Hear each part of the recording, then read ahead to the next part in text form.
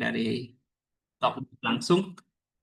Jadi tanpa kita delay ya, langsung aja kita akan mulai untuk sesi webinar kali ini. Ini webinar pertama kita yang dilakukan di Sabtu pagi. Biasanya kita lakukan webinar tiap Minggu malam. Sekitar 3 bulan sekali. Ini adalah webinar keempat ya dari Klinik Porto. Jadi mari kita mulai.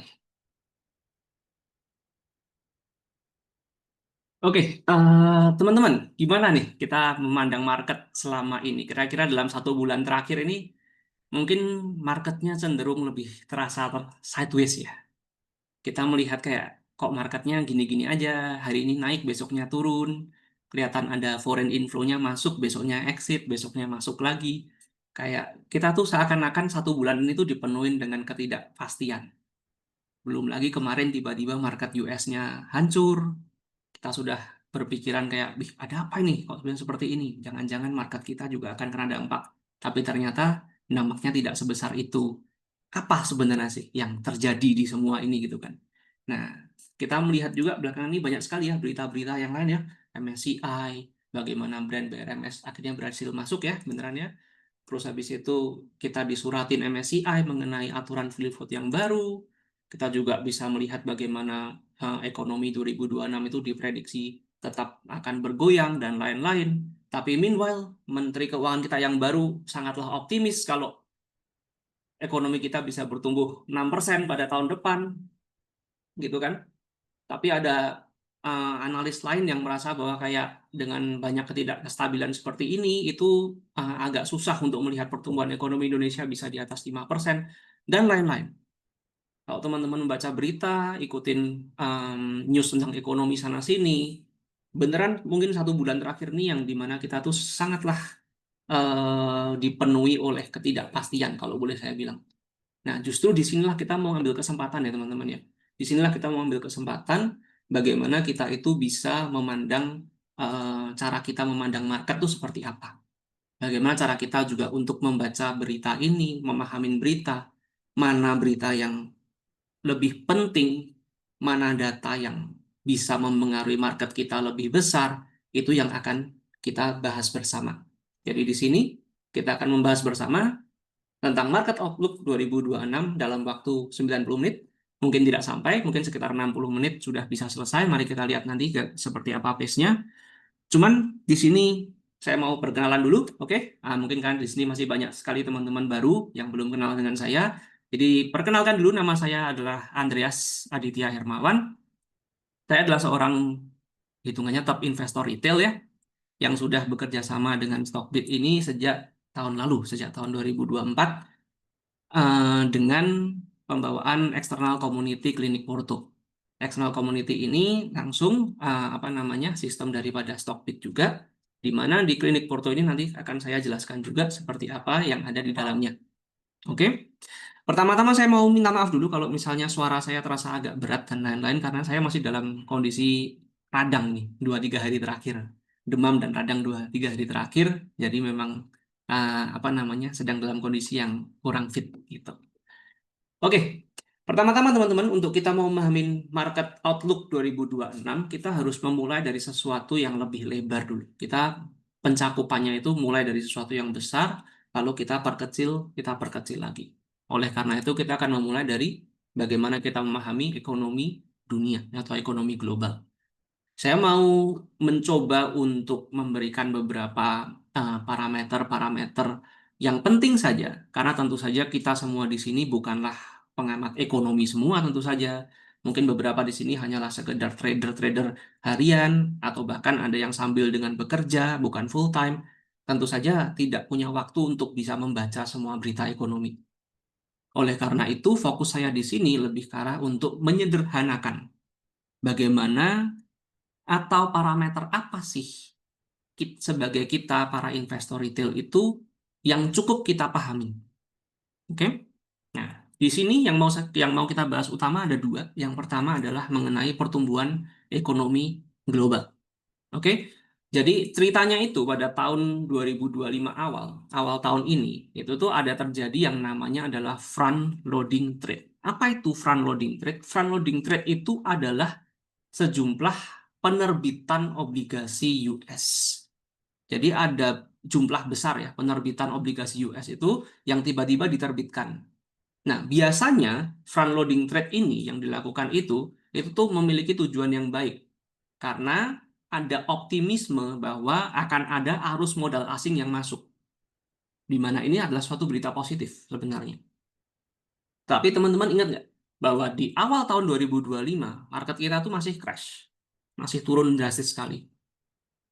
Nah, ternyata teman-teman, front loading trade ini itu tuh terjadi bukan karena adanya arus modal asing yang masuk secara besar, tetapi justru ini tuh dilakukan dengan em, motivasi berjaga-jaga atas akan adanya perang dagang yang akan terjadi pada awal tahun ini. Berasa teman-teman yang sudah trading pada dari awal tahun merasakan ya seperti apa beratnya market di awal tahun ini. Oke? Nah, jadi front loading trade atau penerbitan obligasi dalam jumlah yang besar di US ini itu adalah suatu bentuk defensive mechanism atas kemungkinan terjadinya perang dagang, di mana perang dagangnya benar-benar terjadi, dan ini yang membuat market kita selama Q1 itu mengalami koreksi yang cukup besar. Oke? Nah, dari awal yang tadinya ekonomi-ekonomi itu, para ekonom-ekonom itu tuh melihat bahwa pertumbuhan ekonomi global tuh bisa bertumbuh. Seiring berjalannya waktu dan adanya perang dagang seperti itu, proyeksi pertumbuhan PDB global justru menurun. Tadi awalnya meningkat, tapi setelah terjadi perang dagang, akhirnya proyeksi pertumbuhan PDB itu menurun, teman-teman. Baik untuk 2025 maupun 2026. Ini terjadi secara global, baik negara maju maupun negara berkembang. Kita bisa lihat di sini ya. Proyeksinya adalah terjadi penurunan, penurunan, penurunan, terjadi penurunan. Kurang lebih seperti itu. Nah, pertanyaannya, kalau kita punya proyeksi seperti ini, kok bisa sejak April 2025 stok market global tuh semuanya bullish? Kita mau melihat story-nya nih. Apa yang terjadi sih? Kalau kita melihat proyeksi pertumbuhan ekonomi turun, harusnya kan stok market ikut turun kan gitu kan. Tapi yang terjadi sejak bulan April sampai dengan sekarang, kondisi market itu global masih sangatlah bullish. Baik market global maupun market kita juga. Lalu apa faktornya di luar pertumbuhan PDB? Yaitu adalah inflasi dengan suku bunga, teman-teman. Ini faktor kedua yang mau saya introducekan juga. Di mana teman-teman itu sebagai investor ataupun trader, itu paling tidak teman-teman harus memahami sedikit mengenai hal-hal ini ya. Tentang pertumbuhan ekonomi, tentang inflasi, dan juga tentang suku bunga. Inflasi yang sehat itu berapa sih teman-teman? Nah, ini teman-teman juga harus tahu. In general, kita tuh bisa menggunakan angka inflasi yang sehat itu ada di antara sekitaran 3% plus minus 1%. Ini idealnya. Jadi bisa 2 koma, bisa 3 koma. Tapi tidak sampai di bawah 2, tidak sampai di atas 4. Kurang lebih seperti itu. Nah, sejak kuartal 2 2025 atau bulan April, nah itu kan beritanya banyak teman-teman. Salah satunya adalah tarif Trump ditunda, ya kan? Diundur selama 90 hari waktu itu. Dan juga data ekonomi US menunjukkan bahwa ada inflasi yang terkendali. Nah, dengan adanya inflasi yang terkendali, itu kan, the Fed itu memiliki kebijakan di mana the Fed adalah apa namanya bank inti ya, bank inti di US itu, bank sentral US memiliki kebijakan bahwa mereka melihat ada potensi penurunan suku bunga yang cukup besar selama tahun 2025 ini. Bahkan secara narasi, secara cerita, sejak Q2 2025 itu, The Fed itu punya rencana menurunkan suku bunga itu sebanyak 4 kali, teman-teman. Yang sudah terjadi berapa kali? Baru 2. Baru 2 kali yang terjadi. Nah, tetapi market kita tuh sekarang berbeda dengan market zaman dulu. Kalau market zaman dulu mungkin lebih banyak itu digerakkan oleh news yang sudah terjadi juga. Tetapi di kala-kala sekarang ini itu lebih banyak pergerakan market itu tuh mereka tuh mainnya dengan modal preemptif.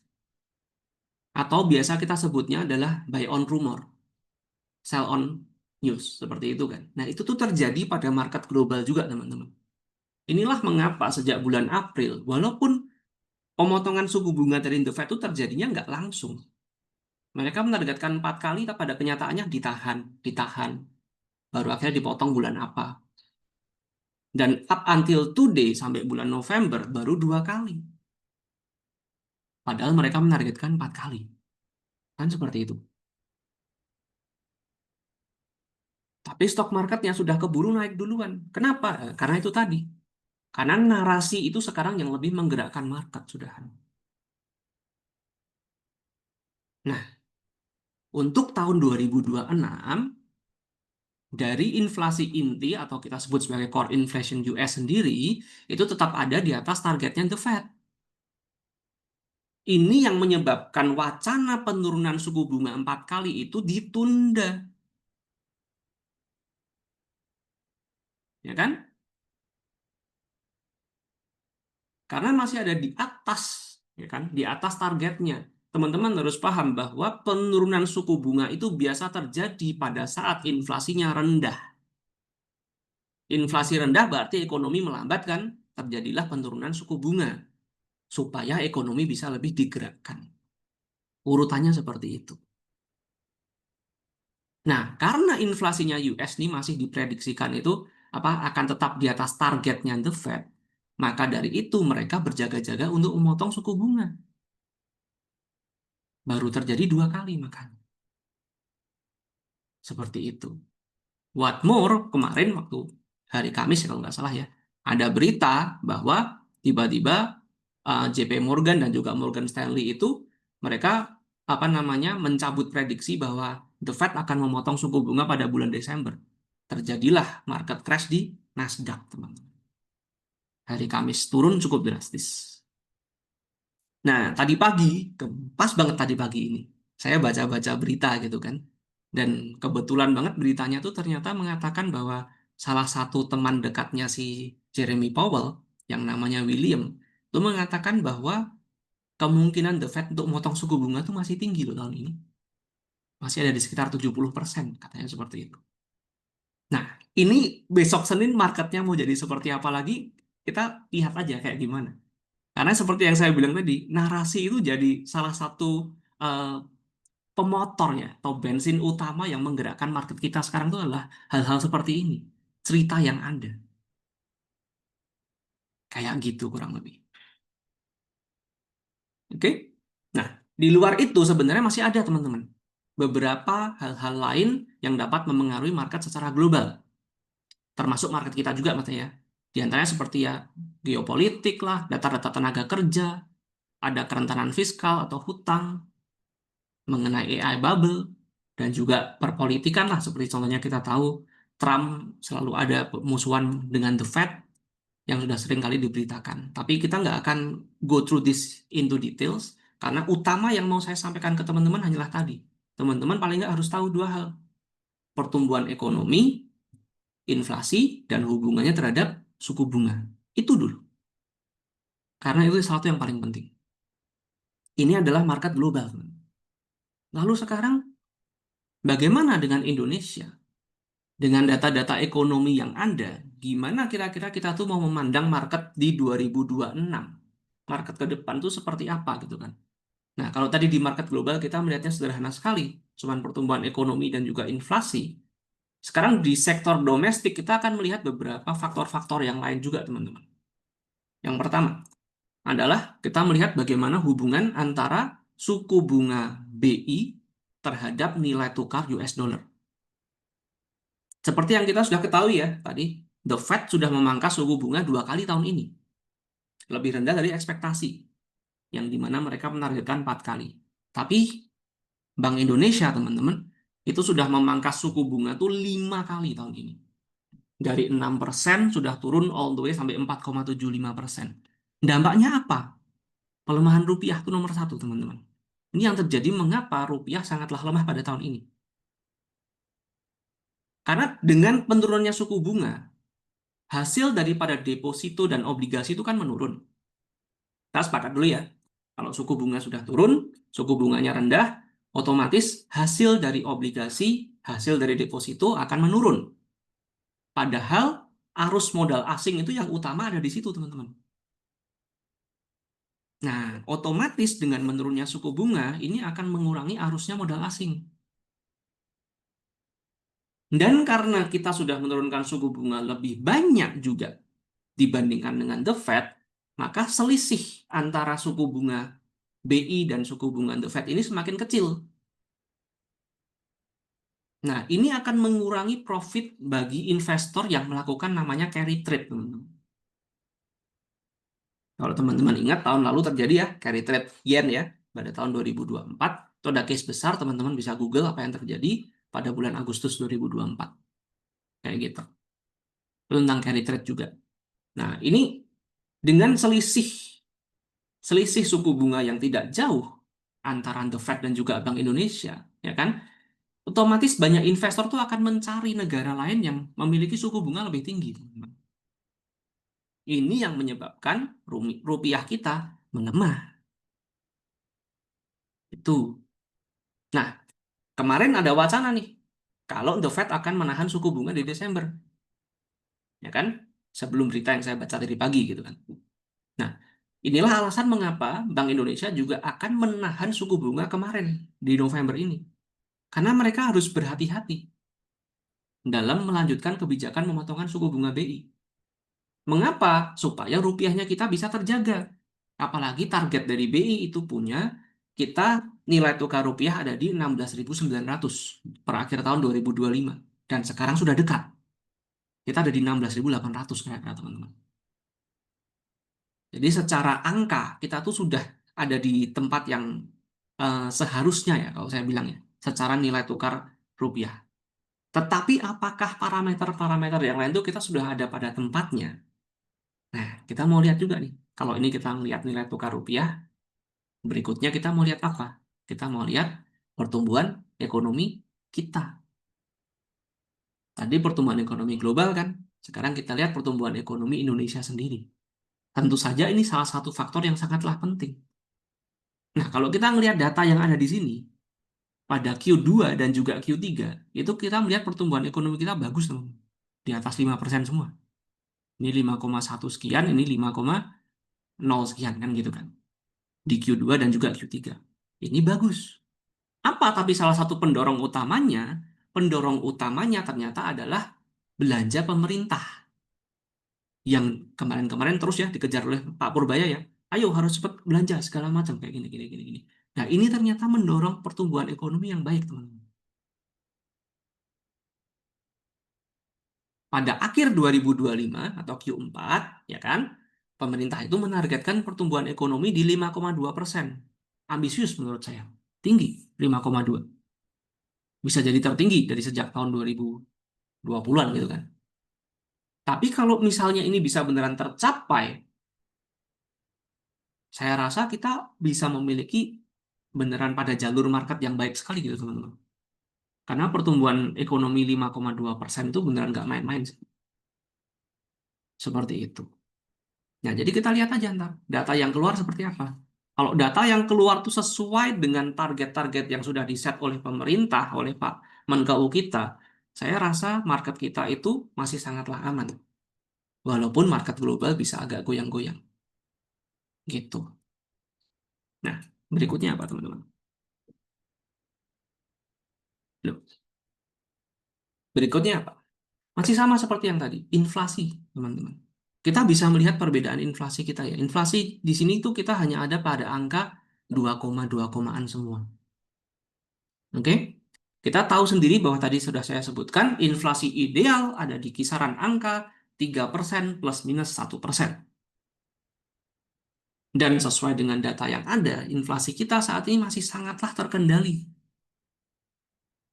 Ini semua sesuai dengan target BI yang menunjukkan keberhasilan dalam menjaga kestabilitasan harga.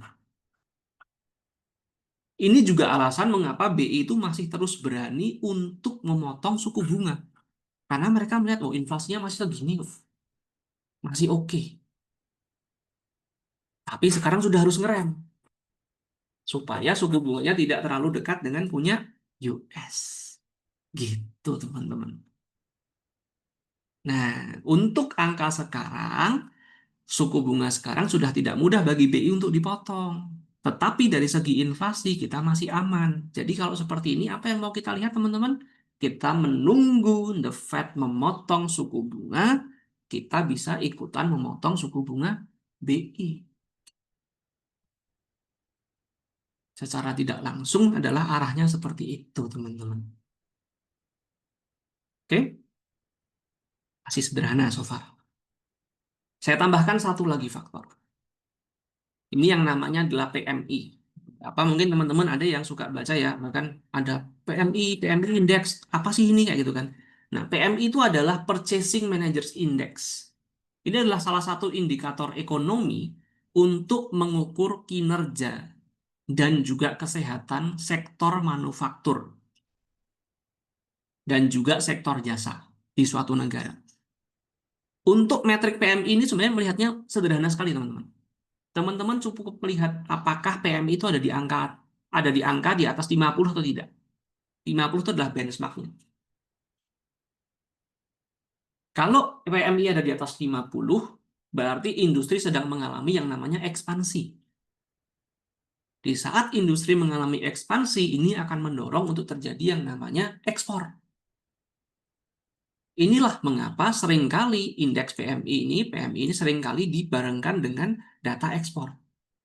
Karena PMI yang sehat biasanya akan mendorong pertumbuhan ekspor yang bagus. Dan pertumbuhan ekspor sama dengan pertumbuhan ekonomi, teman.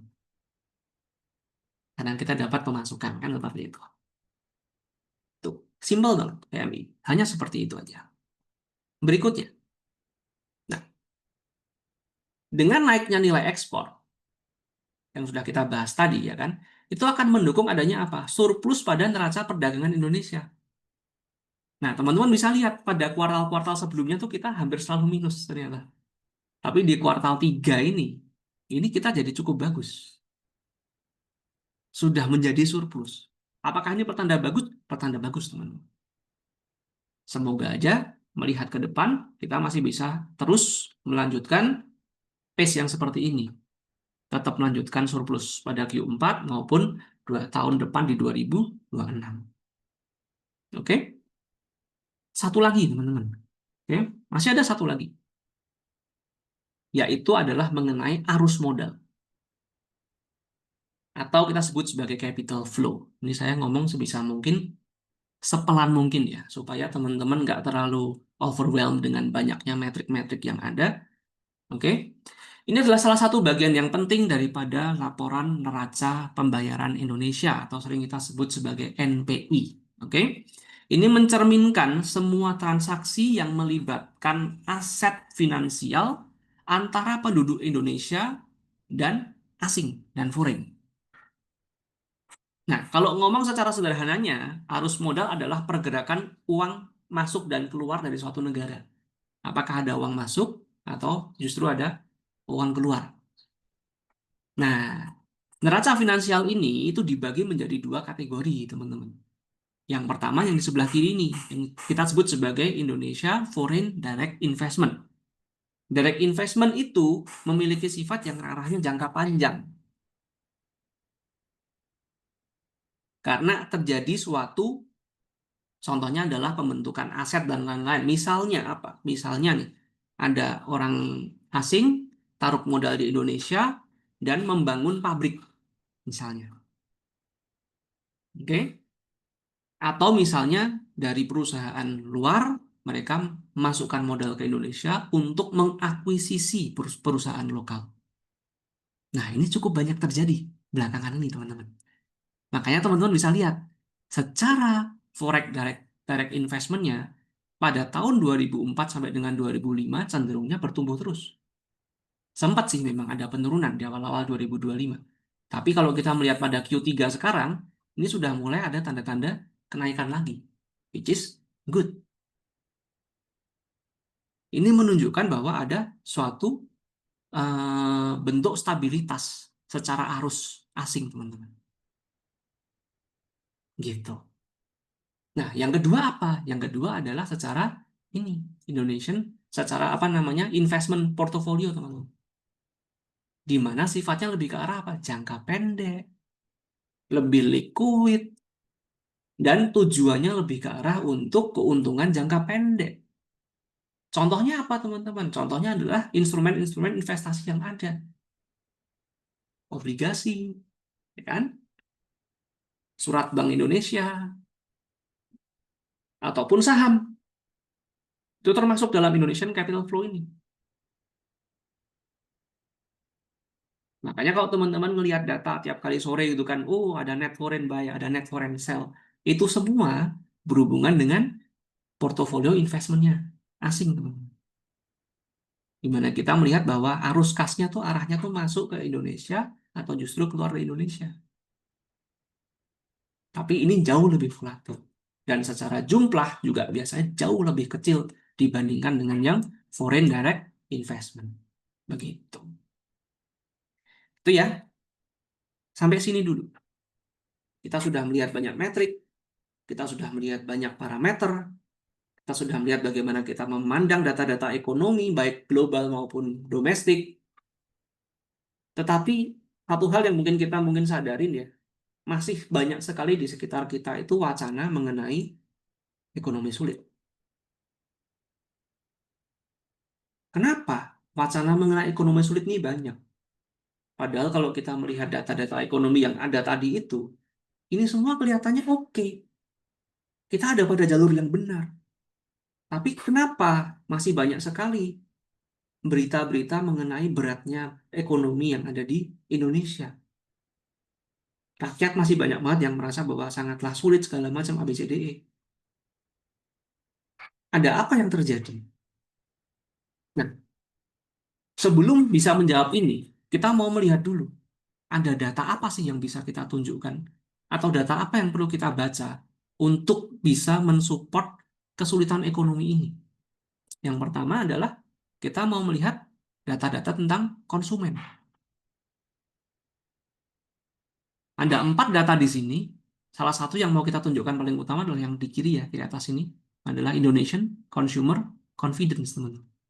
Atau kepercayaan konsumen. Dan bisa teman-teman lihat di sini pada bulan Oktober itu, kepercayaan konsumen itu sangatlah tinggi. Naiknya drastis sekali. Kok bisa? Karena terjadi perubahan Kementerian Keuangan terutamanya.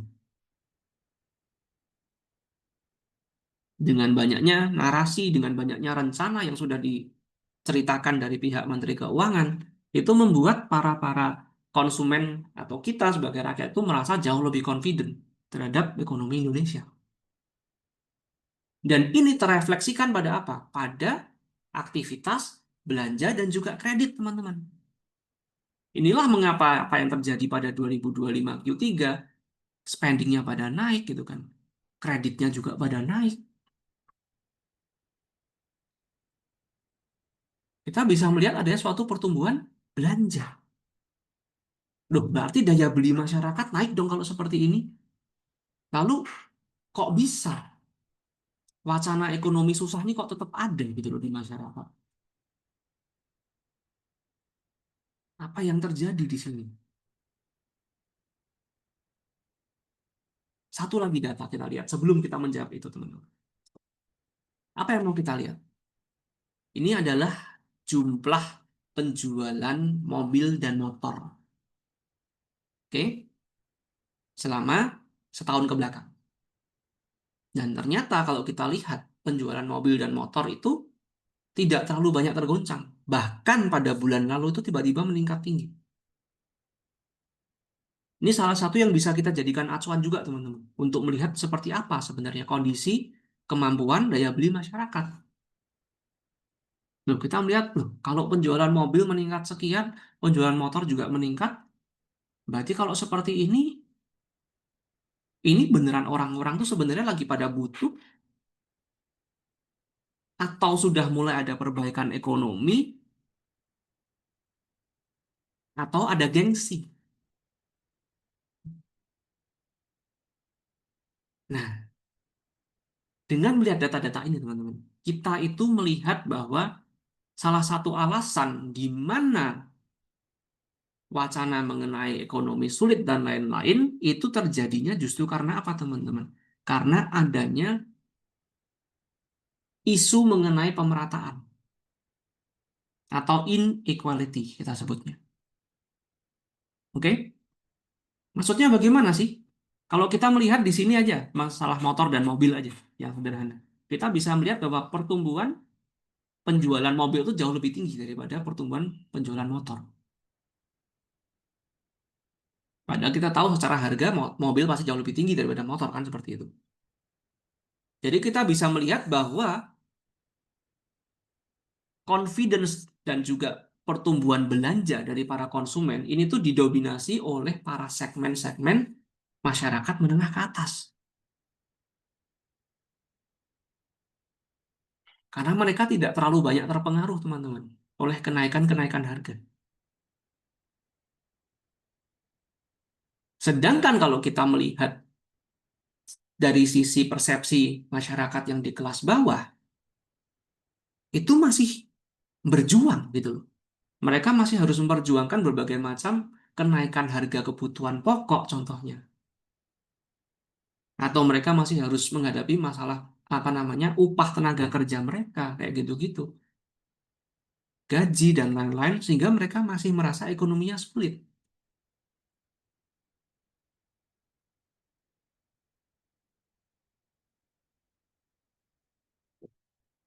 Seperti itu ya teman-teman ya.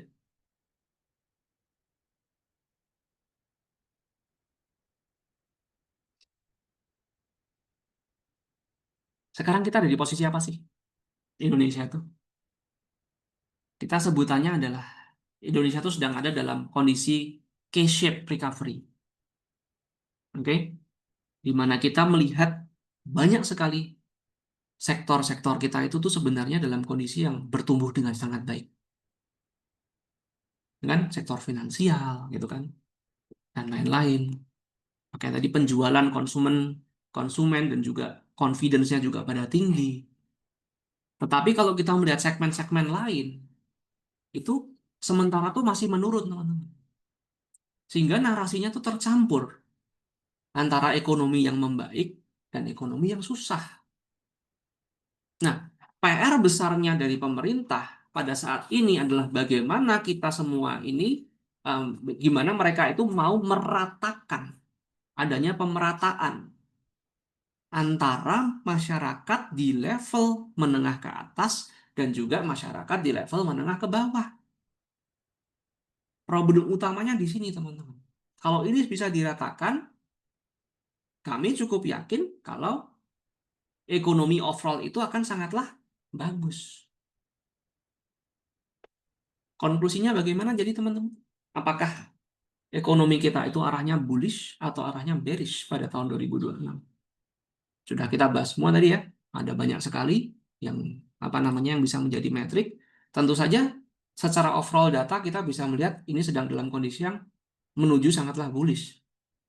Jadi saya sendiri juga cukup confident bahwa tahun 2006 itu market kita juga masih menuju arah yang bullish, teman-teman.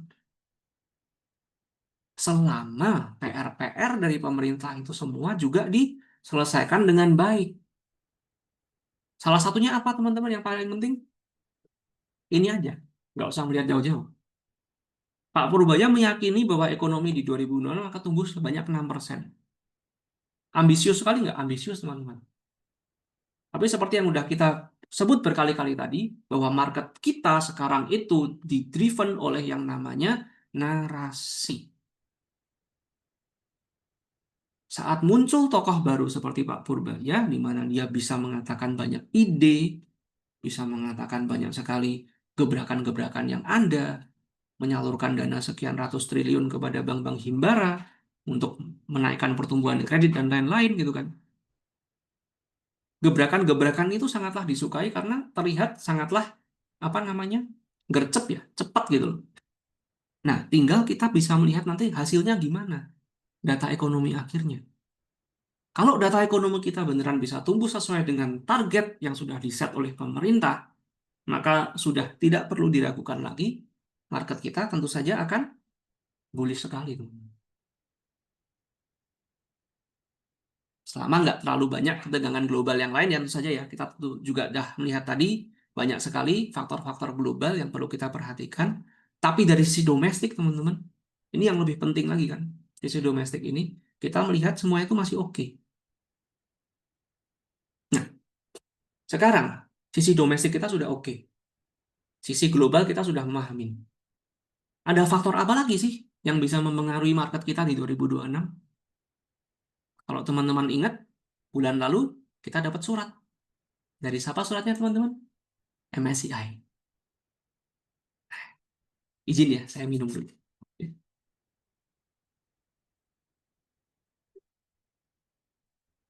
Bulan lalu tiba-tiba kita itu ya, teman-teman, dikagetkan oleh surat dari MSCI mengenai free float, di mana langsung banyak sekali para investor retail yang panik. Merasa kayak, wah, gimana ini free float segala macam. Padahal nggak semuanya tuh memahami. Apa sih free float yang dimaksud di sini tuh apa sebenarnya? Sampai saya melihat beberapa emiten-emiten itu yang free floatnya sudah oke pun sampai kena guyuran buangan dari retail dan lain seperti itu. Nah, ini kebanyakan orang panik tapi nggak memahamin konteksnya ada apa. Nah, di sini teman-teman harus pahamin ada poin di sini, teman-teman. Cukup yang sini aja. Yang penting cuma di sini. Nih, yang penting cuma ini. Di mana MSCI itu mereka itu merasa bahwa banyak sekali apa namanya top market cap Indo yang seakan-akan itu bisa masuk MSCI gitu kan. Tetapi itu MSCI itu kan nggak suka pergerakan yang terlalu volatil, teman-teman. Mereka sebagai investor asing pasti lebih suka emiten-emiten yang pergerakannya jauh lebih stabil tapi sehat dalam jangka waktu yang panjang. Nah, mereka melihat bahwa salah satu yang menjaga kestabilan itu adalah free float-nya. Dan mereka juga memahami bahwa beberapa perhitungan free float itu ternyata tidaklah apa yang ngomongnya ya, tidaklah organik, teman. Kenapa kok bisa seperti itu? Karena ternyata selama ini beberapa kepemilikan yang dimiliki oleh corporate, beberapa kepemilikan yang dimiliki oleh apa namanya nomini itu semua dianggap sebagai free float. Padahal kan seharusnya nggak boleh. Atau paling nggak menurut MSCI ini harusnya nggak boleh dianggap free float nih. Karena ini secara nggak langsung palsu gitu loh. Sekarang kau yang punya kepemilikan dari pihak perusahaan atau nomini-nomini dari perusahaan, ya tentu saja dong. Hitungannya jatuhnya dia bukan free float. Kan dia pergerakannya juga sesuai dengan yang dimaui oleh perusahaannya.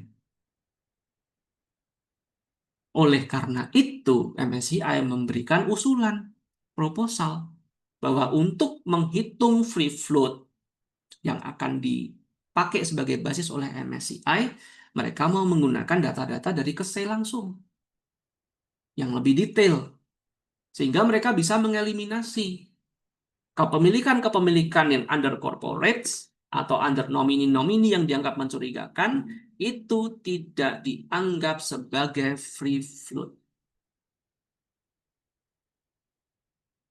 Tujuannya apa? Supaya pihak emiten beneran mau menyebarkan kepemilikannya ke masyarakat. Dan secara otomatis, apa yang terjadi? Marketnya akan lebih liquid, teman-teman. Gitu. Nah, dampaknya tapi apa yang terjadi? Kalau semisal ini mau diadakan, apa dampak yang terjadi? Ada dua skenario, teman-teman. Skenario yang atas dan yang bawah.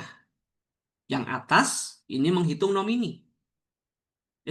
Menghitung nomini sebagai non-free float. Yang bawah tidak menghitung nomini sebagai non-free float. Dan apabila proposal dari MSCI ini tuh diterapkan, maka otomatis akan terjadi sekian banyak outflow pada emiten-emiten ini, teman. Banyak ya, gede ya. Secara nggak langsung cukup besar ya kan? Termasuk BCA segala macam, ABCDE semuanya bisa kena dampaknya. Nah, gara-gara data inilah kemarin banyak sekali yang panik, langsung pada jualan barang semua.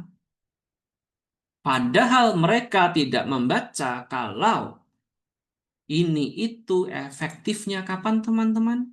Baru diimplementasi Mei 2026.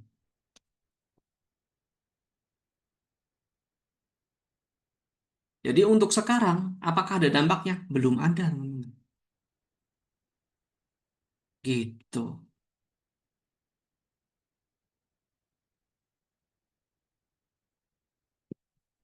Itu ya. Jadi teman-teman tidak usah terlalu khawatir dulu, tetapi ini salah satu yang akan kita hadapi, teman-teman.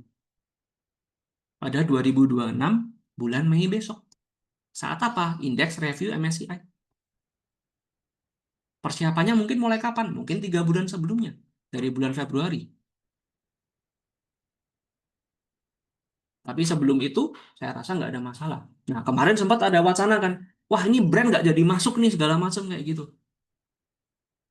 Nah, menurut saya, waktu itu saya bilang di teman-teman saya di external community itu, saya katakan, loh jangan khawatir. Ini itu sudah diadakan, bahwa mereka itu mengadakan 3 macam free float. Dari yang free float besar di atas 25%, free float kecil di 5%, dan juga free float yang sangat kecil di bawah 5%. Dengan kondisi yang seperti ini, nggak usah khawatir. Kalau brand memang tujuannya mau masuk MSCI dengan kondisi yang seperti itu, bisa, dia akan masuk lagi. Tapi untuk membangun kepercayaan seperti ini itu kan tidak mudah. Nah, disinilah terjadi. Waktu itu saya cerita dikit ya bahwa di grup saya itu, di external community itu, kayaknya cuma ada 1 atau 2 orang yang berani, teman-teman. Waktu kita membahas tentang free float ini gitu kan. Kita kan waktu itu kan brand untuk ARB tuh, ya harga 7 ribuan berapa seperti itu kan. Nah, itu sempat kita bahas bareng-bareng kayak harusnya nih akan rebound gitu kan. Tapi dari the whole group itu kayak yang berani masuk tuh cuma 1 atau 2 orang, saya lupa. Dan dia pun hitungannya menjual cepat juga. Cuman sampai 8.500 atau berapa udah jualan. Tapi paling nggak inilah suatu bentuk conviction, teman-teman. Di mana kita itu pada saat membaca berita, kita memahamin benar isi beritanya tuh apa gitu loh. Sehingga kita tidak cuman semata-mata baca, wih berita, bad news, oke jual, buang. Nggak seperti itu. Tapi kita pahamin benar-benar apa yang terjadi. Dan pada kenyataannya, brand dan juga BRMS, dua-duanya masuk di MSCI. Jadi ini salah satu contoh ya, di mana kita sebenarnya tidak perlu selalu panik dalam menghadapi segala macam berita. Gitu. Oke, sekarang nih, aku baru mau masuk ke apa ya sebutannya ya, salah satu stok, salah satu emiten yang sedang kita mau bedah. Jadi di sini kita mau membedah di satu emiten bersama sekarang. Oke, sekarang pukul berapa? 10.50. Masih on track sekali dengan waktu. Oke, jadi dengan kita melihat segala macam perubahan ekonomi, pertumbuhan ekonomi yang ada, dan lain-lain ABCDE, kita merasa optimis. Tadi gitu kan, sudah sepakat kita ya. Kalau kita udah optimis, lalu sektor apa nih yang biasanya akan kena dampaknya? Ada 4, ya kan? Bisa bagian banking, ada bagian properti, ada bagian consumer juga, dan yang terakhir bagian energi komoditi. Energi komoditi ini yang paling minimum, tentu saja, karena komoditi akan bergerak berbasiskan juga pada harga komoditas global. Tapi kalau pertumbuhan ekonomi kita bagus, biasa yang paling kena dampaknya secara langsung adalah banking, properti, dan juga consumer, kan seperti itu. Di sini kita mau membahas satu emiten yang memiliki cerita cukup menarik sepanjang beberapa tahun terakhir. Tahun ya, pokoknya bukan bulan. Jadi pertama adalah disclaimer, ini semua adalah riset pribadi dari Klinik Porto. Jadi ini bukanlah sebuah bentuk rekomendasi untuk membeli atau menjual, tapi di sini saya lebih ke arah mau untuk sharingkan seperti apa salah satu riset yang sudah kita lakukan bersama mengenai suatu emiten. Dan harapannya adalah supaya ini bisa juga menjadi pembelajaran bersama ya, di mana kalau kita mau melakukan suatu riset terhadap emiten itu, kita bisa lakukan sampai sedetail ini. Kita bisa lakukan sampai sedalam ini. Oke? Jadi kita lihat, di sini ada 4 tokoh teman-teman. Kita jadikannya agak sedikit lucu-lucuan dari saya. Mohon maaf kalau ada suara berisik ya. Ini di luar lagi berisik sekali soalnya. Jadi di sini ada 4 tokoh teman-teman ya. Tokoh pertama adalah dari OJK sendiri. Yang kedua adalah Nobu, emiten Nobu teman-teman tahu. Yang ketiga adalah MNC Bank, ini adalah emiten juga dengan kode BABP. Dan yang keempat adalah Hanwha Life Insurance. Oke, ceritanya bagaimana antara 4 ini? Yuk, kita ikutin bersama ya. Di sini saya buatin sebuah apa namanya animasi lucu-lucuan supaya kita agak enteng dikit. Tadi kan udah agak-agak susah kan? Metriknya banyak, segala macam, pusing. Sekarang kita mau nonton animasi kecil-kecilan dulu. Jadi OJK tuh manggil Nobu apa? Ini tahun 2022 teman-teman. Tahun 2022. Nobu gitu kan. Ada apa OJK gitu kan. Nah, dikasih tahu nih, kamu itu kan emiten perbankan, tapi modal inti itu kamu kurang. Dan sesuai dengan aturan perbankan 2022, perbankan itu wajib memiliki modal inti sebanyak 3 triliun. Pada saat ini, Nobu hanya memiliki modal inti 2,5 triliun kira-kira. Maka dari itu, oh oke, kita cari cara. Nah, pada saat itu cara apa yang mau dicari? Akhirnya si Nobu bertemu dengan BABP, teman-teman. Apa yang mereka bahas? Mereka sama-sama disuratin OJK. Karena mereka sama-sama memiliki problem mengenai modal inti 3 triliun. Akhirnya mereka memiliki wacana untuk merger. Mereka akhirnya mau merger. Disinilah muncul berita. Mulai dari tahun 2022 akhir tuh sudah banyak berita-berita ini. Sinyal merger Nobu BAP menguat, ya kan? Sudah mulai evaluasi dokumen, segala macam. Dan habis itu, untuk memulai sesi merger mereka ini, akhirnya Nobu dan BABP itu mereka akhirnya cross ownership, teman-teman. Saling tukar kepemilikan sebanyak 10%. Jadi Nobu memiliki 10% BABP dan pihaknya MNC waktu itu diwakilin oleh Kepik kalau nggak salah. Kepik memiliki 10% Nobu. Nah, akhirnya mereka nih mulai nih. Oke, kita sudah mulai dalam kondisi yang mau menuju merger nih. Ini pada bulan April Mei 2024. Udah tahun lalu ceritanya. Nah, terus habis itu keluarlah berita gitu kan. Banyak gitu kan. Ini kok merger nggak jadi-jadi nih, kok nggak selesai-selesai. 1 bulan, 2 bulan, 3 bulan, sampai bahkan tahun 2025 pun beritanya masih belum selesai mergernya. Nah, ternyata ada kendala. Kita nggak tahu nih kendalanya apa. Legalnya kita nggak tahu. Tapi intinya, si pihak Nobunya pusing dia. Kok susah amat nih merger. Disinilah datang yang namanya Hanwha Life Insurance. Hmm.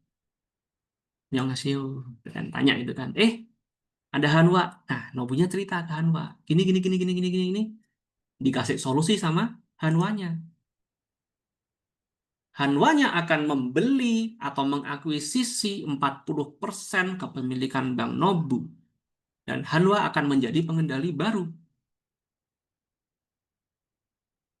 Nobu mendapat tawaran seperti ini, tentu saja tertarik teman-teman. Karena perihal modal inti 3 triliun sangatlah mudah tercapai dengan adanya suntikan dari pengendali baru. Maka dari itu yang tadinya mereka mau merger lama nggak selesai-selesai, begitu dapat tawaran untuk ada akuisisi dari Hanwha ini cepat sekali prosesinya. Langsung terjadilah shred. Terjadilah rancangan pengambil alihan saham. Bank Nobu itu dimiliki oleh banyak sekali pihak teman-teman di sini. Teman-teman kelihatan ya. Dan Hanwha dalam proses akuisisinya, dia itu harus membeli kepecah-pecah. Sebagian dari sini, sebagian dari sana, sebagian dari sini, seperti itu. Sampai dengan mereka memiliki 40%. Terjadinya kapan teman-teman? Pada Juni 26 Juni 2025. Teman-teman bisa melihat pasar negonya. Ada transaksi besar dengan valuasi 3,8 triliun.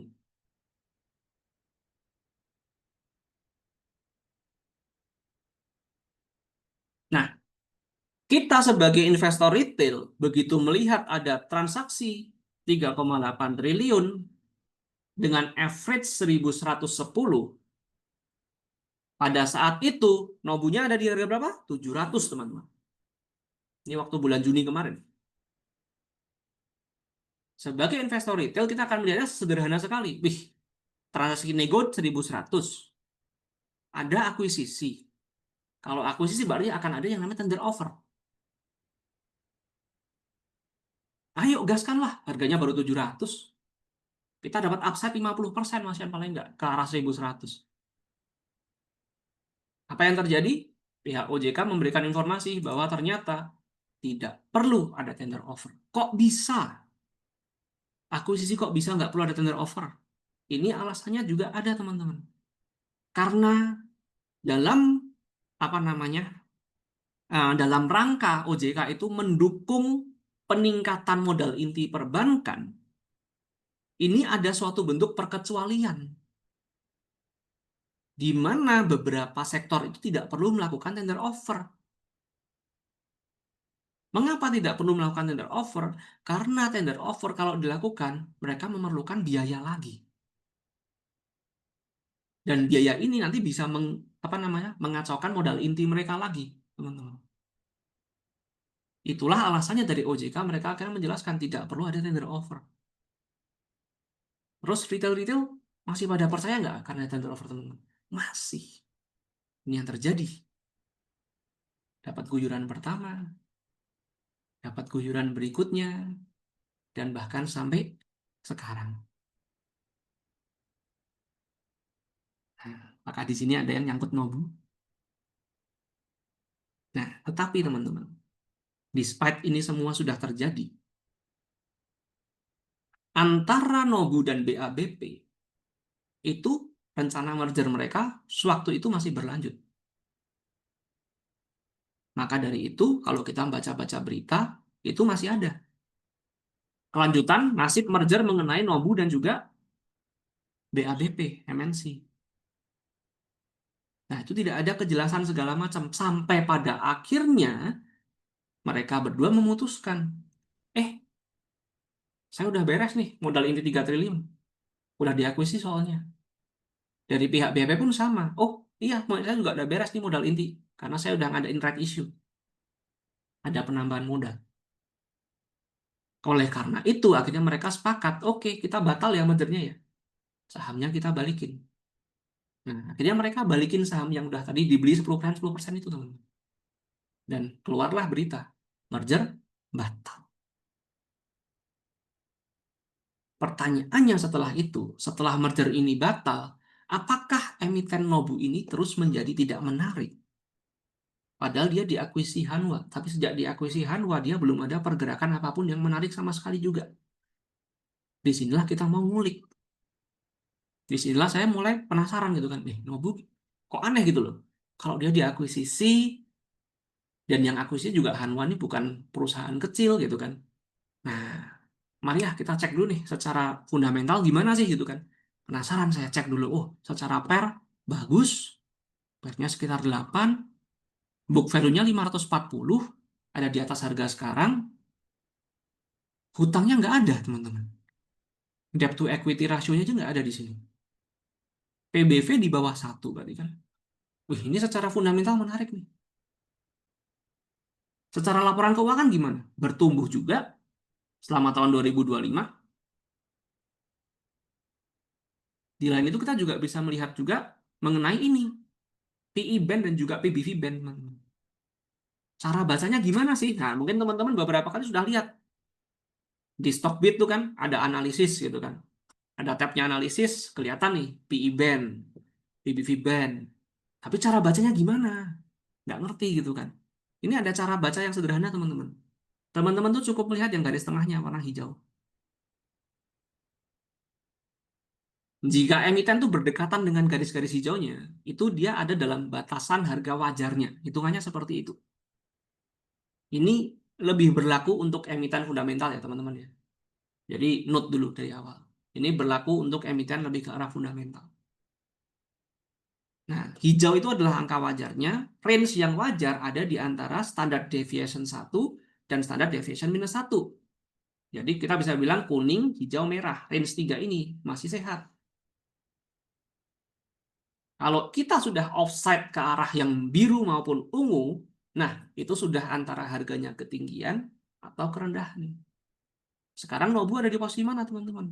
Nobu ada di posisi di mana secara PI maupun PBV, dia sudah mulai ada di bawah warna merah. Nah, disinilah saya mulai ngelihat potensinya kayak, oh, ini berarti sudah harusnya mulai mendekatin bottoming phase ini. Secara nggak langsung gitu loh, secara fundamentalnya. Tapi fundamental saja tuh nggak cukup, teman-teman. Teman-teman harus juga mengimbangin dengan sisi teknikalnya juga. Jadi, kita gambar secara teknikalnya. Oh, secara teknikalnya not bad juga sebenarnya.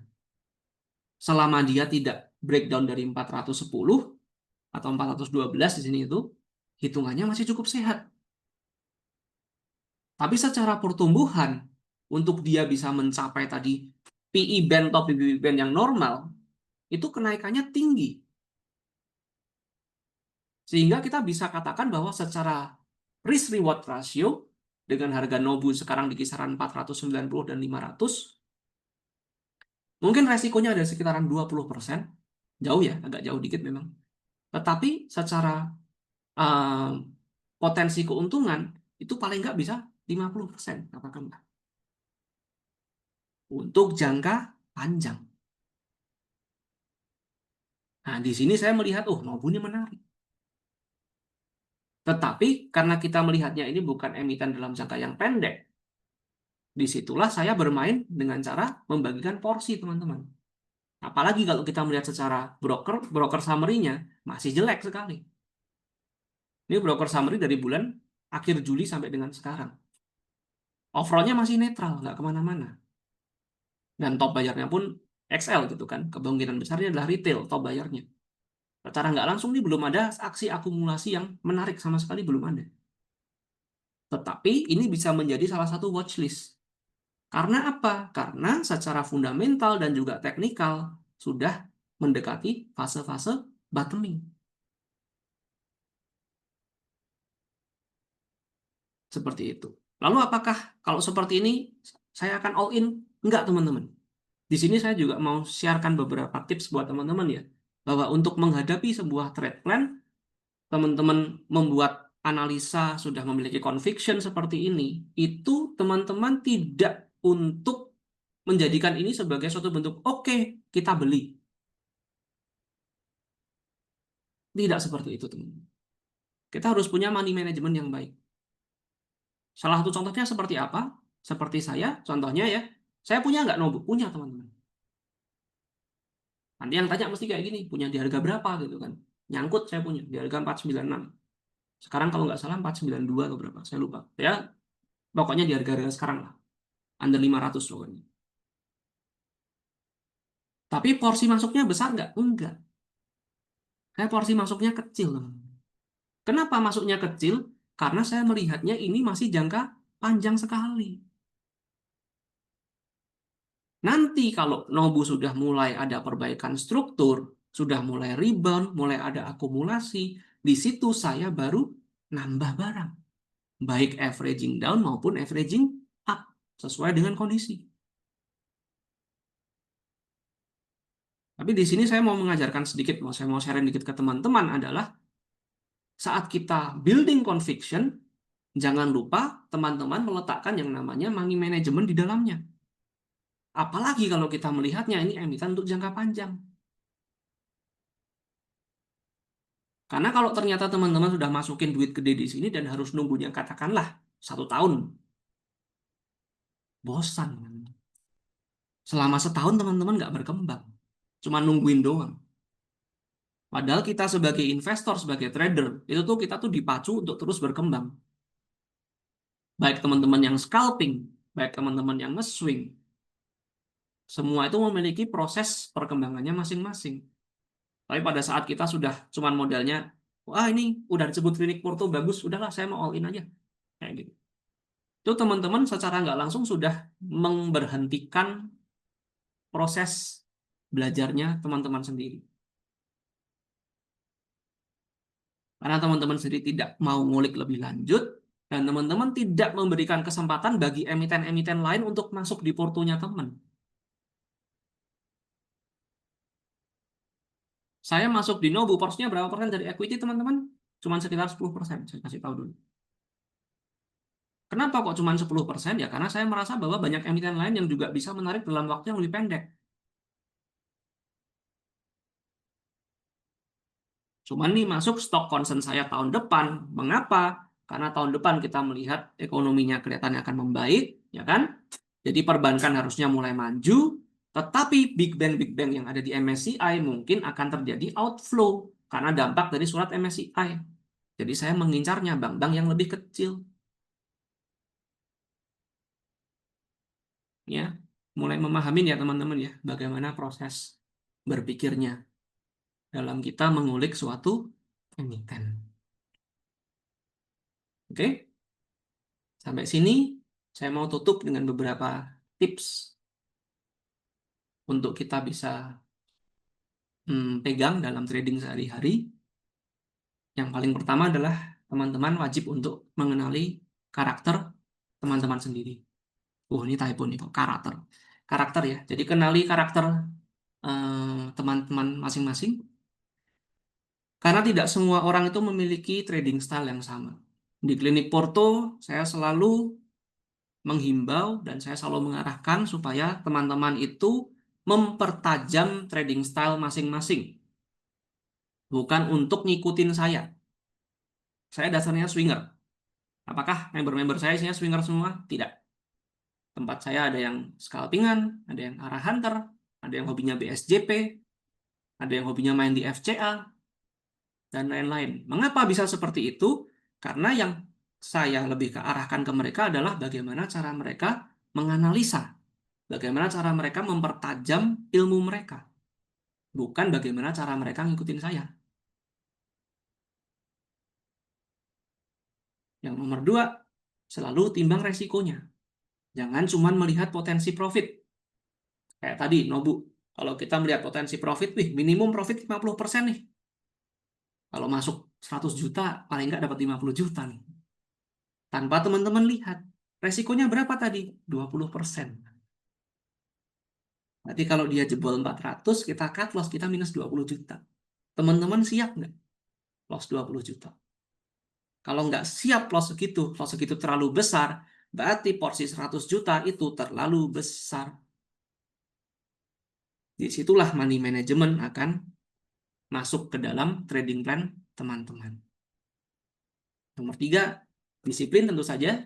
Sudah punya trade plan, nggak ada gunanya kalau itu tidak diikutin. Disiplin tuh nggak cuma disiplin cut loss, tapi juga disiplin take profit.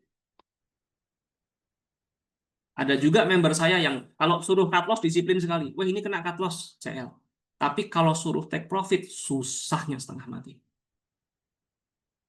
Karena masih merasa, ini masih bagus kok, masih bisa naik. Di sinilah biasanya saya sering katakan, belajarlah untuk take profit secara berkala. Teman-teman nge-swing misalnya punya target 20%. Sudah naik 10%. Ada salahnya nggak kita kurangin barang? Jual sebagian. Realisasikan profit sebagian. Saat teman-teman menolak untuk mau realisasikan profit, itu secara langsung teman-teman mengatakan bahwa teman-teman tuh nggak bisa dapat cuan selain dari sini. Padahal itu sangat berkebalikan dengan cara saya ya. Kalau cara saya trading adalah, kalau ini udah cuan yang lumayan, saya punya upside berapa persen, ini udah mulai naik sekian, dan candle-nya katakanlah nih secara teknikal sudah mulai agak mencurigakan, bandarmologi, Brooksu mengatakan sudah mulai ada distribusi. Walaupun belum sampai target, boleh nggak ngurangin barang? Boleh-boleh aja. Sah-sah aja gitu loh teman-teman. Karena saya yakin kalau di sini pun bisa profit, di emiten lain saya juga bisa profit. Jadi kenapa saya harus menargetkan sampai sejauh-jauhnya?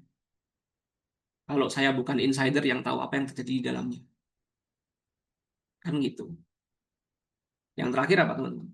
Refleksi berkala. Teman-teman harus bisa refleksikan diri. Di Stockbit itu ada.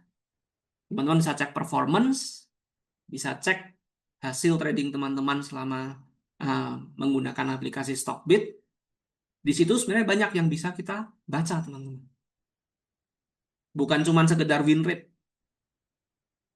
Win rate itu hanyalah satu dari segala macamnya yang bisa kita baca di sana.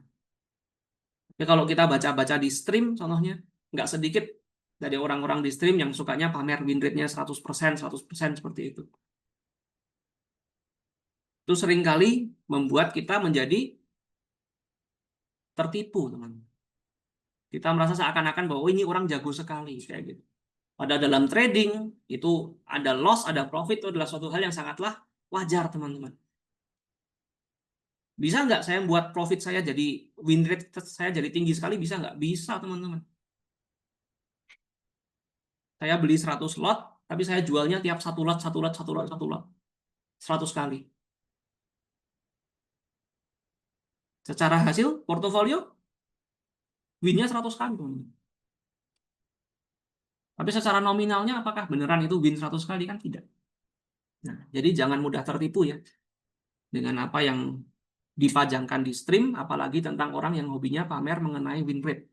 Di sini kita realistis, kita pahamin bahwa trading tujuannya bukan buat pamer, tapi memang untuk pertumbuhan equity kita masing-masing. Dan disinilah saya mau introduce ke teman-teman, seperti biasa, di ending webinar saya selalu promosi sedikit tentang eksternal community saya, Klinik Porto, di mana kami mengutamakan edukasi, nomor satu. Kita tidak mengajak untuk beli dan jual, karena saya merasa beli jual itu adalah tanggung jawab dari tiap individu masing-masing.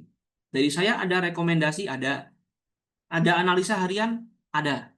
Tetapi saya tidak akan pernah kayak, oke, ayo kita beli ini rame-rame, kita jual ini. Itu tidak pernah akan ada dalam agenda saya. Jadi tempat saya itu adalah tempatnya buat teman-teman yang merasa mau aktif, mau belajar, dan beneran mau berproses. Kita ada grup call setiap minggu, sesi Q&A, mau punya pertanyaan apapun tentang market, boleh. Kita ada edukasi bulanan juga, khusus untuk member-member XCOM. Bulan lalu kita baru belajar tentang screener, Stockbit screener, kita udah bedah. Dan sekarang teman-teman di external community Klinik Porto sudah pada punya senjatanya masing-masing. Oh, saya stylenya scalping. Kalau saya scalping, saya pakai screenernya begini. Oh, saya gini, jadi saya pakai screenernya ini. Itu sudah ada jurusnya sendiri-sendiri. Dan biasanya saya juga mengadakan sesi konsultasi buat teman-teman yang punya problem dengan portofolionya. Saya adakan sesi konsultasi one-on-one langsung dengan saya. Dan di luar itu, selama market berjalan, biasanya saya akan nyalakan grup call memang. Walaupun saya tidak selalu join di grup call-nya, tetapi teman-teman member-member eksternal community Klinik Porto, rata-rata friendly semua, semuanya pada baik, mereka pada mau sharing dengan satu dengan yang lain, dan bisa ngobrol bareng dengan teman-teman sekalian. Kurang lebih seperti itu. Komunitasnya sehat sekali, nggak ada pom-pom, nggak ada toksik. Saya di situ cukup tegas dan galak untuk hal itu. Tapi memang ada syarat untuk joinnya. Syarat join buat saya adalah, untuk sementara adalah minimum equity di angka 10 juta. Mengapa kok ada minimum equity 10 juta? Karena saya merasa ini adalah angka minimum di mana kita bisa belajar cara money management yang lebih sehat. Karena kalau, mohon maaf, kalau misalnya equity teman-teman masih terlalu kecil, itu kita akan kesulitan dalam menghitung bagaimana kita mau belajar averaging down, bagaimana kita mau membagi diversifikasi, dan lain-lain. Seperti itu. Nah, equity 10 juta minimum ini sudah tinggal jadi batch terakhir, karena kemungkinan besar bulan depan mau saya naikkan untuk minimum equity-nya. Itu mau saya naikkan untuk menjadi di 20 juta. Jadi untuk teman-teman di sini yang sekiranya tertarik untuk mau ngintip-ngintip eksternal community Klinik Porto, bisa kontak ke admin, Bisa juga chat di grup publik ya teman-teman. Saya kiranya pengen tahu seperti apa sih dalamnya eksternal community Clinic Portal tuh bisa tanya reviewnya ke teman-teman di sana di grup publik. Karena beberapa ada yang sudah join dan masih ada di grup publik. Jadi bisa tanya-tanya di situ.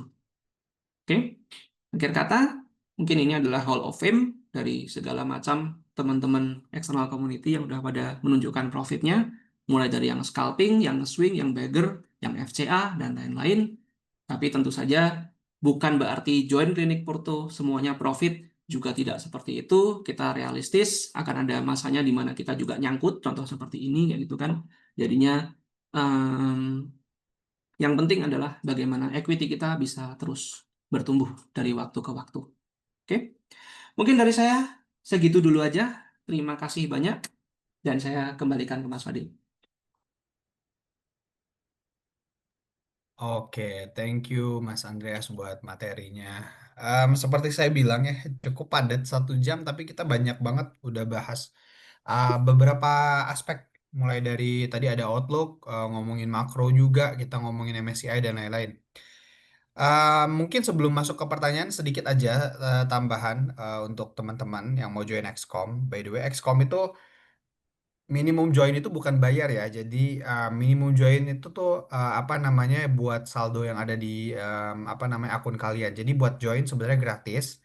Memang ada adjustment fee, tapi menurut saya cukup apa namanya cukup oke lah. Karena kalau dari yang saya lihat sih Klinik Porto banyak bisa bikin portofolio kita tuh grow. Jadi kayak untuk adjustment fee kayak gitu sih nggak masalah sih harusnya. Oke. Em, Iya, ini mungkin kalau dari yang aku lihat belum ada yang nanya, tapi udah banyak yang komen nih. Mungkin sedikit boleh nggak nih teman-teman kalau misalnya mau bertanya, mungkin boleh raise hand aja atau coba tulis di kolom komentar karena ini sekarang kita masuk ke sesi tanya jawab ya. Hmm. Ya kita mulai. Pertanyaan, mungkin aku mau nanya sedikit aja sih Mas Andreas, karena kalau dari yang aku tahu kan sebenarnya klinik Porto itu banyak kan trading ya. Karena waktu pertama kali kenal Mas Andreas pun win rate-nya Mas Andreas sampai 80% konsisten, jadi kita cukup amazed dengan itu.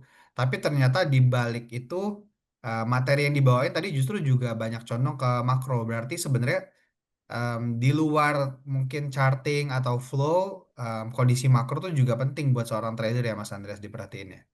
Oh ya, menurut saya itu tetap perlu ya, walaupun paling nggak minimum sih memang sih. Tidak perlu sampai yang sampai detail sekali, tapi kita paling nggak paham gambaran kasarnya aja. Ini tuh arahnya tuh buruk atau bagus. Karena kalau memang arahnya market sedang buruk, di situ tuh kita bisa menggunakan yang namanya metode defensif ya. Metode Hmm. defensif di mana kita trading dengan uang yang lebih kecil atau bahkan kita tidak trading sama sekali. Ada kalanya di mana tidak trading itu justru menang malahan. Hmm. Kalau kondisinya beneran market sedang jelek-jeleknya sama sekali. Ya, ya, ya. Oke. Thank you sedikit penjelasannya Mas Andreas. Nah, ini mungkin ada beberapa pertanyaan yang mulai masuk.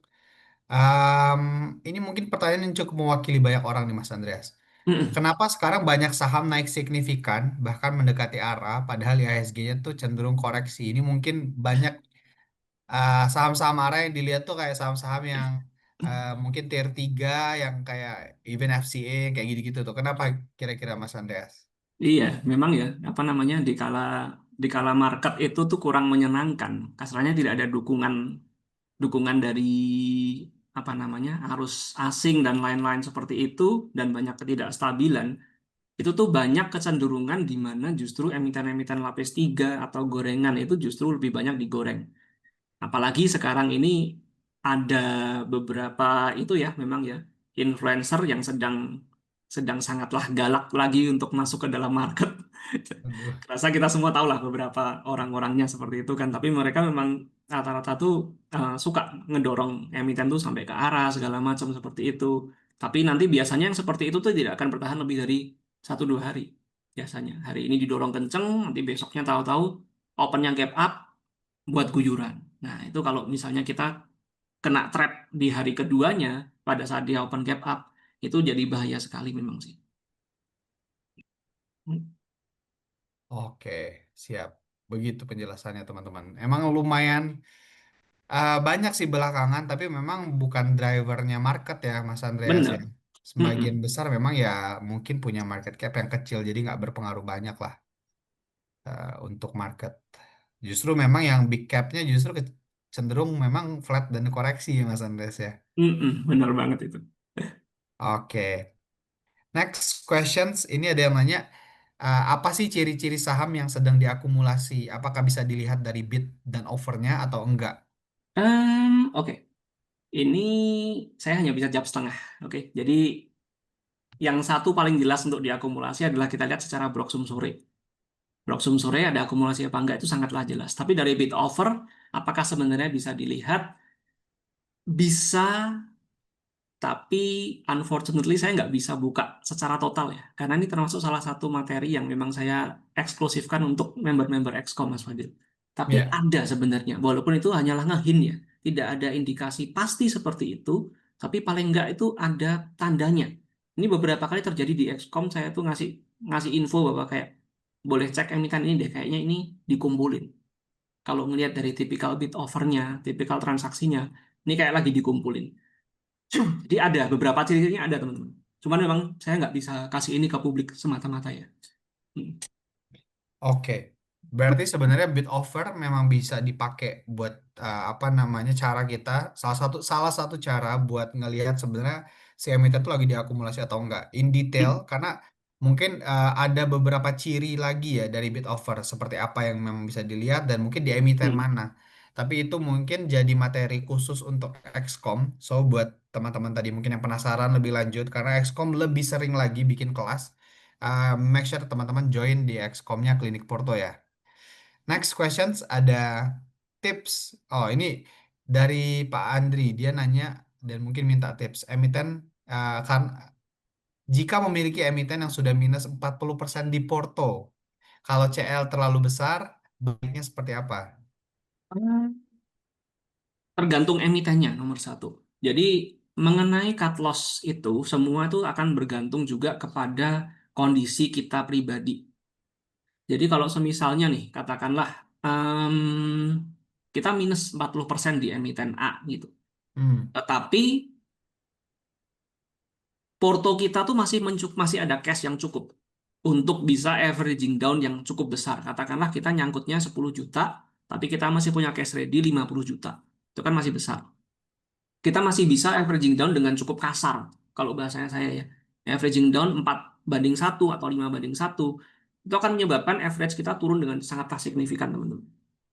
Sehingga kita bisa sesuaikan ini dengan trade plan baru yang apa namanya katakanlah dengan tujuan untuk penyelamatan. Tetapi tidak semua emiten layak diselamatkan juga, teman-teman. Jadi makanya saya kembali tergantung di emitennya. Kalau ini emiten yang memang tidak layak diselamatkan, katakanlah ini emiten-emiten lapis 3 yang memang sudah tidak ada story-nya lagi, seperti itu. Buat saya, memang mau nggak mau ya, itu untuk direlakan sebagai biaya belajar. Karena kalau nggak di cut loss, sampai kapan itu uang nggak akan bisa teman-teman tumbuhkan. Karena dia akan berhenti sebagai sangkutan. Gitu.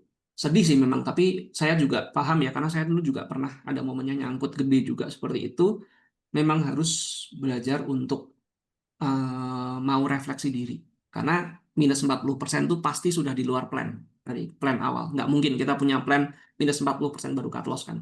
Jadi itu adalah bentuk ketidakdisiplinan kita, sehingga kita bisa sampai minus segitu gede. Nah, tinggal itu diselesaikan dan jangan diulangin lagi. Berharapnya ke depannya bisa menumbuhkan portonya pelan-pelan. Gitu. iya. Oke, berarti um, buat case kayak gini, yang pertama adalah kalau memang ada cash, kita coba buat average down, tapi sesuaikan trading plan-nya lagi, karena Mm. bisa jadi apa exit plan-nya bukan apa cuan atau BEP bahkan mungkin cuma Betul. sekedar minimalisir resiko apa kerugian aja ya Mas Mm-mm. Andreas ya. Bener banget. Mm. Ya, ya. Dan terakhir, make sure emitennya memang layak untuk diselamatkan. Karena kalau enggak, ya mungkin ada opportunity yang lebih baik buat Mm. dicari. Next questions. Sedikit nanya lagi tadi 10 juta tuh gimana Bang maksudnya? Oh, ini mungkin balik ke yang Exom aku coba bantu dijelasin ya. Jadi buat Bapak Ibu yang mau join Excom Klinik Porto itu sebenarnya nggak perlu bayar, Tapi di akunnya make sure kalian punya cash ready itu 10 juta. Kenapa 10 juta? Karena tadi udah dijelasin sama Mas Andreas buat Bapak Ibu tuh mengikuti plan yang ada di Klinik Porto dengan nyaman. Karena kalau uangnya kekecilan untuk manage uang atau porsinya tuh jauh lebih sulit gitu ya. Jadi minimal banget punya 10 juta. Apakah berbayar? Enggak, 10 juta ya pure memang uangnya Bapak Ibu untuk diinvestasikan atau ditradingkan. Tapi memang ada adjustment fee. Kalau sekarang kan fee-nya Stockbit tuh 15,25 ya buy and sell. Nah, nanti akan berubah jadi 0,2 dan 0,3. Jadi sekitar nambah 0,01 sebenarnya.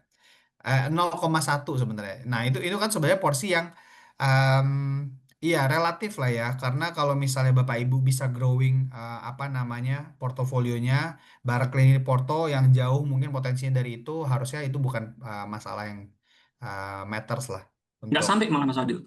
Kenaikan fee-nya di klinik Porto tuh cuma jadi 0,175, 0,275. Iya Jadi betul betul, 0,45 ya. Naiknya cuma 0,05, jadi harusnya nggak nggak berasa. signifikan lah ya. Mm-mm. Oke, betul betul.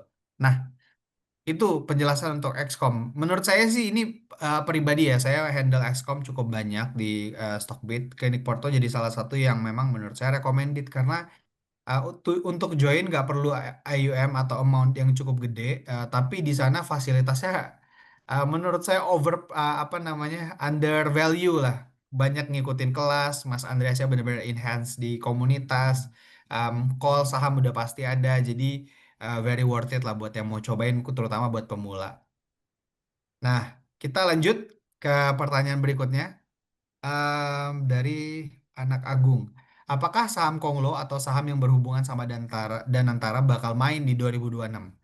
Atau foreign flow ke depannya masih bagus ke apakah foreign flow juga masih bagus ke IHSG melihat kondisi global saat ini? Ini mungkin tadi sedikit udah disinggung, mungkin boleh dielaborasi lagi nih dari Mas Andreas. Buat saya saham Konglo maupun Danantara itu masih belum selesai ya ceritanya ya buat saya. Jadi Konglo itu sebenarnya tuh kondisi sekarang tuh sedang ditata. Mungkin nggak semuanya bakal beneran booming di 2026, tapi beberapa itu sudah kelihatan mulai ditata. Jadi kayak seperti contohnya emiten-emiten dari Pak Prayogo itu mulai kelihatan ya, brand masuk MSCI, cuan masuk MSCI. Ini semua tujuannya itu adalah untuk ditata. Teman-teman lihat sejak cuan masuk MSCI, pergerakannya tuh jauh lebih nggak volatil seperti dulu. Dia bisa jauh lebih stabil dan lain-lain. Dan ini memang hal yang disukai oleh MSCI justru yang seperti ini, teman-teman. Nanti harapannya ke depannya itu justru emiten-emiten seperti ini, mereka ada di top market cap, mereka masih bisa menjaga kestabilan yang baik. Ini menurut saya bisa terjadi pada emiten-emiten yang ada di tempatnya Pak PP, Pak Prayogo. Tetapi beberapa emiten-emiten lain mungkin belum bisa. Kayak contohnya eh, emiten apa ya, Konglo, kayak misalnya Pegun kayak gitu, PGUN itu kan beneran pergerakannya kalau kita lihat terakhir kali itu naiknya kenceng habis itu turun nggak karu-karuan gitu kan. Yang model seperti ini mungkin akan jauh lebih susah untuk bisa menjadi menarik lagi tahun depan ya, mungkin ada momennya digoreng segala macam, tapi dia belum menjadi sebuah emiten yang lebih menarik untuk kita tradingkan dan secara aman, secara nyaman juga gitu. Nah, kalau perkara Danantara, saya rasa ini juga akan masih terus bermain ya, apalagi mereka sudah cukup banyak juga selain Danantara, pemerintah juga banyak ngeluarin peraturan-peraturan lain ya, contohnya entah mengenai Perpu sampah itu, persampahan dan lain-lain kayak gitu. Jadi kurasa ini semua akan ada hubungannya semua ya. Kemarin keluar berita juga kan kayak contohnya Toba awalnya tidak mau tergabung dengan Antara, tiba-tiba ada update berita lagi mengconsider dengan Antara lagi. Jadi eh, masih masih sangatlah terlihat mudah sekali digoreng tentang berita dan Antara ini. Tapi apakah bakal main? Menurut saya posibilitasnya semakin tinggi. Karena Danantara juga semakin berjalan semakin lama, semakin matang, otomatis juga kemungkinannya semakin jalan pun tinggi. Seperti itu. Kalau mengenai tadi yang pertanyaan kedua adalah foreign flow ya. Foreign flow ke depannya apakah masih bagus? Melihat tadi itu aja. Kalau secara indikator ekonominya jalan dan sesuai dengan ekspektasi, ini harusnya tahun depan masih ada lagi lanjutan pemotongan suku bunga yang ada. Dan kalau ini semuanya inline, pertumbuhan ekonomi kita juga sesuai dengan target Pak Purbaya, sangat-sangat memungkinkan foreign itu akan kembali inflow lagi ke ISG kita dengan jumlah yang cukup lumayan. gitu.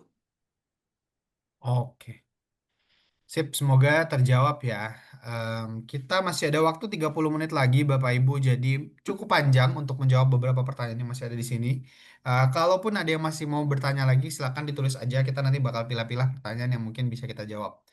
Nah, ini ada pertanyaan dari Pak Ihsan. Ini mungkin pertanyaan cukup teknis ya atau dalam. Pertama dia mau tanyain, selain sektor perbankan, apakah ada lagi sektor yang em, apa ini ya, dikecualikan MTO apabila ada pergantian pengendali?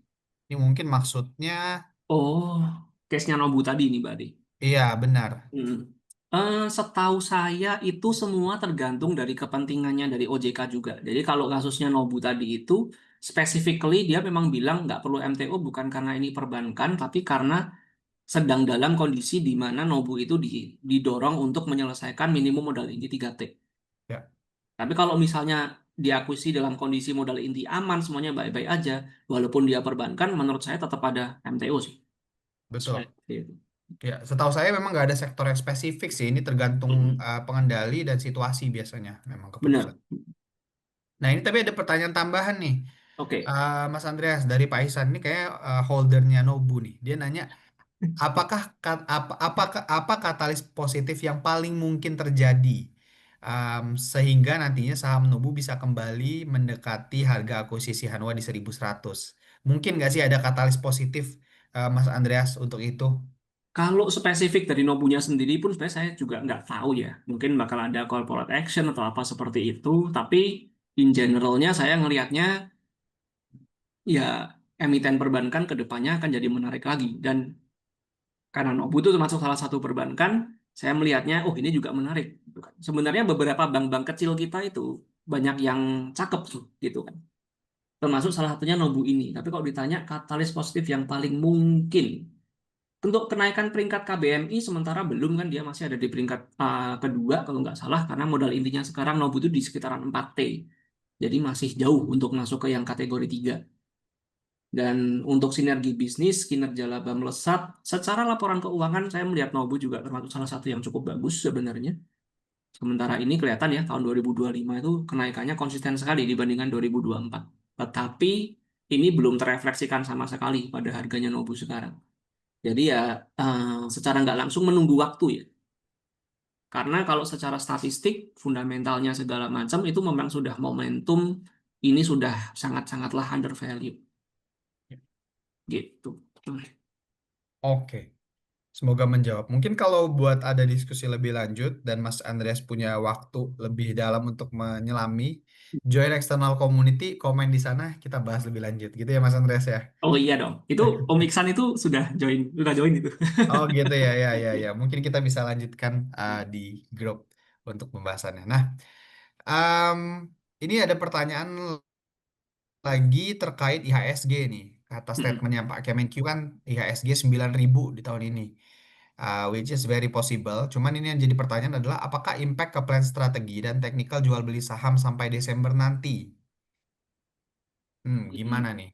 Mungkin cara-cara as a trader menyikapi hal ini dan mungkin orang-orang juga bakal perspektifnya seperti apa, Mas Andreas? Saya tuh jujur ya, melihatin apa namanya market 2 minggu terakhir ini tuh sedang dalam kondisi yang agak-agak semi-semi galau jujur aja. Karena ya sih kita tuh di atas, di angka 8.300 tuh kan. Cuman berkali-kali tuh kan saya kan gambar teknikal juga ISG kan. Mhm. Salah satu angka yang harus di breakout pertama-tama itu adalah 8.435. Dan itu harus closing di atas ini ISG-nya. Ini sudah Ya, jalan 2 mingguan kayaknya deh. Itu cuma sideways di situ tapi tidak pernah mau breakout sama sekali. Bikin jarum balik lagi, bikin jarum balik lagi ya gitu kan. iya, benar. Tapi kalau melihat dari situasi yang ada seperti foreign flow-nya itu kan ada inflow. Nanti outflow-nya kecil, ada inflow lagi. Jadi kalau ditanya seperti itu, saya ngerasa bahwa ISG itu possible untuk naik lagi sampai akhir tahun, tapi mungkin nggak sampai 9.000 sih. Mungkin sampai katakanlah misalnya 8.700, 8.500 itu masih sangatlah oke sekali. Nah, ke plan strategi dan teknikal jual beli saham sampai Desember nanti seperti apa? Dalam kondisi sideways sekarang itu, saya lebih suka trading jangka pendek. Jujur-jujuran aja, saya lebih suka jangka pendek. Karena apa? Saya menjagain kalau tahu-tahu ada koreksi yang cukup dalam. Saya merasa ada potensi koreksi jangka pendek itu jugaan di sekitar ISG 8.200, 8.100. Itu sementara saya melihatnya ada potensi ke sana. Tapi kalau misalnya ini tidak terjadi, ya syaratnya tadi itu, dia wajib breakout 8435 dan closing di atasnya. Itu nanti baru dia akan lanjut rally. Nah, kondisinya global sekarang seperti apa? Seperti yang kita tahu tadi, banyak banget ketidakstabilan kan. Baru 2 hari lalu, apa namanya, banyak yang pesimis The Fed motong suku bunga, tiba-tiba pagi ini temennya Powell bilang kalau kemungkinan The Fed motong suku bunga udah naik jadi 70%. Jadi kondisi yang seperti ini nih masih berlanjut terus teman-teman dalam 2 minggu terakhir.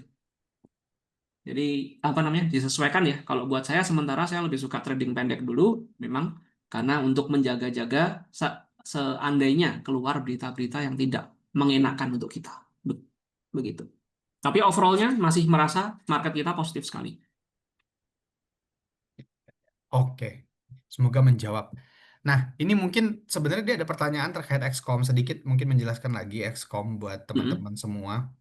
Em, Tadi udah dijelasin ya, adjustment fee-nya kita itu dari 0,15 sama sama 0,25 jadi 0,2 dan 0,3 buat buy and sell. Kurang lebih 0,05 ada kenaikan. Terus, apakah di grup eksternal community nanti akan diajarkan beberapa style trading? Nah, ini kalau ini gimana nih, Mas Andreas? Kalau mengajarkan style tradingnya gimana ya? Jadi biasa saya akan adain sesi buat teman-teman yang masih galau ya. Biasa saya terus akan ngajak janjian, kita sesi konsultasi one on one kan. Terus saya biasa tanya-tanyain, biasanya keperluannya tuh seperti apa gitu kan. Katakanlah misalnya teman-teman itu bekerja kantoran. Bekerja kantoran, tapi mau mencari penghasilan tambahan via trading. Nah, kalau model seperti ini, teman-teman memaksakan diri untuk katakanlah scalping yang perlu mantau market ketat, itu sangatlah beresiko. Jadi biasanya untuk teman-teman yang kerja di kantor yang memang tidak bisa mantau market dengan ketat, itu biasanya saya lebih arahkan ke arah untuk bisa day trade maupun swing. Dan biasanya juga saya arahkan gimana caranya supaya kita bisa masang auto order, gitu kan? Ada auto stop loss, segala macam, auto take profit, sehingga teman-teman tidak perlu terlalu khawatir dengan kondisi market saat itu. Nanti tahu-tahu pokoknya ya udah ini berhasil atau ini gagal. Tinggal perlahan gimana kita nanti melihat ya, kumpulkan data dulu ya kan, katakanlah 1 bulan 2 bulan punya datanya, ternyata ini win rate-nya kurang bagus dan saya kurang enjoy di sini misalnya seperti itu. Saya mau coba pakai trading style yang lain bisa nggak? Nggak ada masalah, it's okay. Tapi ya memang penjajakan pencarian trading style yang sesuai terhadap diri kita masing-masing itu tidak bisa dicari secara instan. Teman-teman kita aja di XCOM itu ada yang berganti trading style tuh berapa kali sampai mereka bisa menemukan yang sesuai banget buat mereka. Gitu ada sih. Oke, jadi yang diajarkan sebenarnya in general basics, tapi maksudnya starting to basics ke advance, tapi untuk specific style investing kita menyesuaikan dengan masing-masing balik lagi ya Mas Andreas. Benar. Dan kayaknya nggak ada deh, maksudnya external community yang sampai enhance dengan equity cuman 10 juta, nggak ada berbayar bisa sampai konsultasi kayak gitu. Jadi teman-teman make sure teman-teman semua buat yang mau belajar lebih lanjut bisa join external community-nya Klinik Porto ya. Sedikit ini tadi ada yang nanyain juga, kalau misalnya equity-nya 10 juta tapi udah kepake di saham, jadi misalnya sahamnya udah 5 juta, 5 juta lagi cash gitu. Hmm. Itu belum bisa karena um, kan at the end baru join klinik Porto nih. Jadi udah harus ada fresh cash-nya 10 juta untuk ngikutin plan-nya dari klinik Porto dari awal gitu ya penjelasannya. Terus apakah dengan 10 juta itu berapa berapa lama join? Sebenarnya kita nggak membatasi buat Bapak Ibu semua. Jadi selama memang masih pengen join ya dipersilakan aja gitu. Cuman memang nanti kalau udah di bawah 10 juta biasanya kita bakal remind gitu kalau misalnya equity-nya udah di bawah dari threshold. Tapi ada komitmen join. Jadi kalau buat yang pertama kali join, nggak bisa keluar dari XCOM-nya dulu sampai 3 bulan. Karena untuk apa? Tadi benar kata Mas Andreas, buat nemuin investing style atau trading style kan nggak sebentar ya. Jadi kita akan sangat menyarankan atau mewajibkan Bapak Ibu yang join XCOM tuh 3 bulan dulu join supaya benar-benar memahami investing stylenya seperti apa, terus juga package trading plannya seperti apa supaya memang make sure benar-benar cocok dan memang ketika nggak cocok setelah 3 bulan baru bisa keluar dari external community. Tapi mostly sih Klinik Porto salah satu yang kayaknya sebagian besar membernya sih nggak ada yang churn ya. Jadi ya mungkin bisa dicoba sendiri. Kita lanjut, ini masih ada beberapa pertanyaan lagi. Hmm.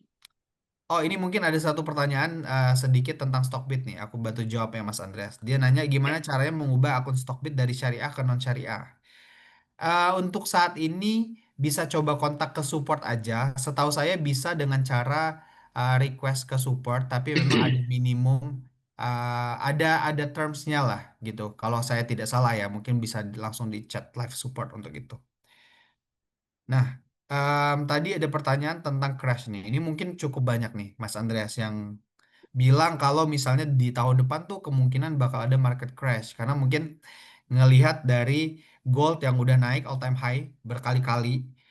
Karena secara historis kan ada crash yang yang menyusul biasanya kalau udah naik setinggi itu.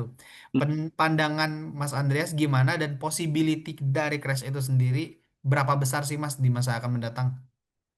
Possibility-nya sebenarnya nggak nol ya, tetap ada memang. Tapi kalau dari saya itu melihatnya justru kebalik ya. Justru saat semakin banyak orang-orang melihat ini tuh crash, crash, crash, justru saya melihatnya malah ini arahnya nggak crash gitu loh malahan.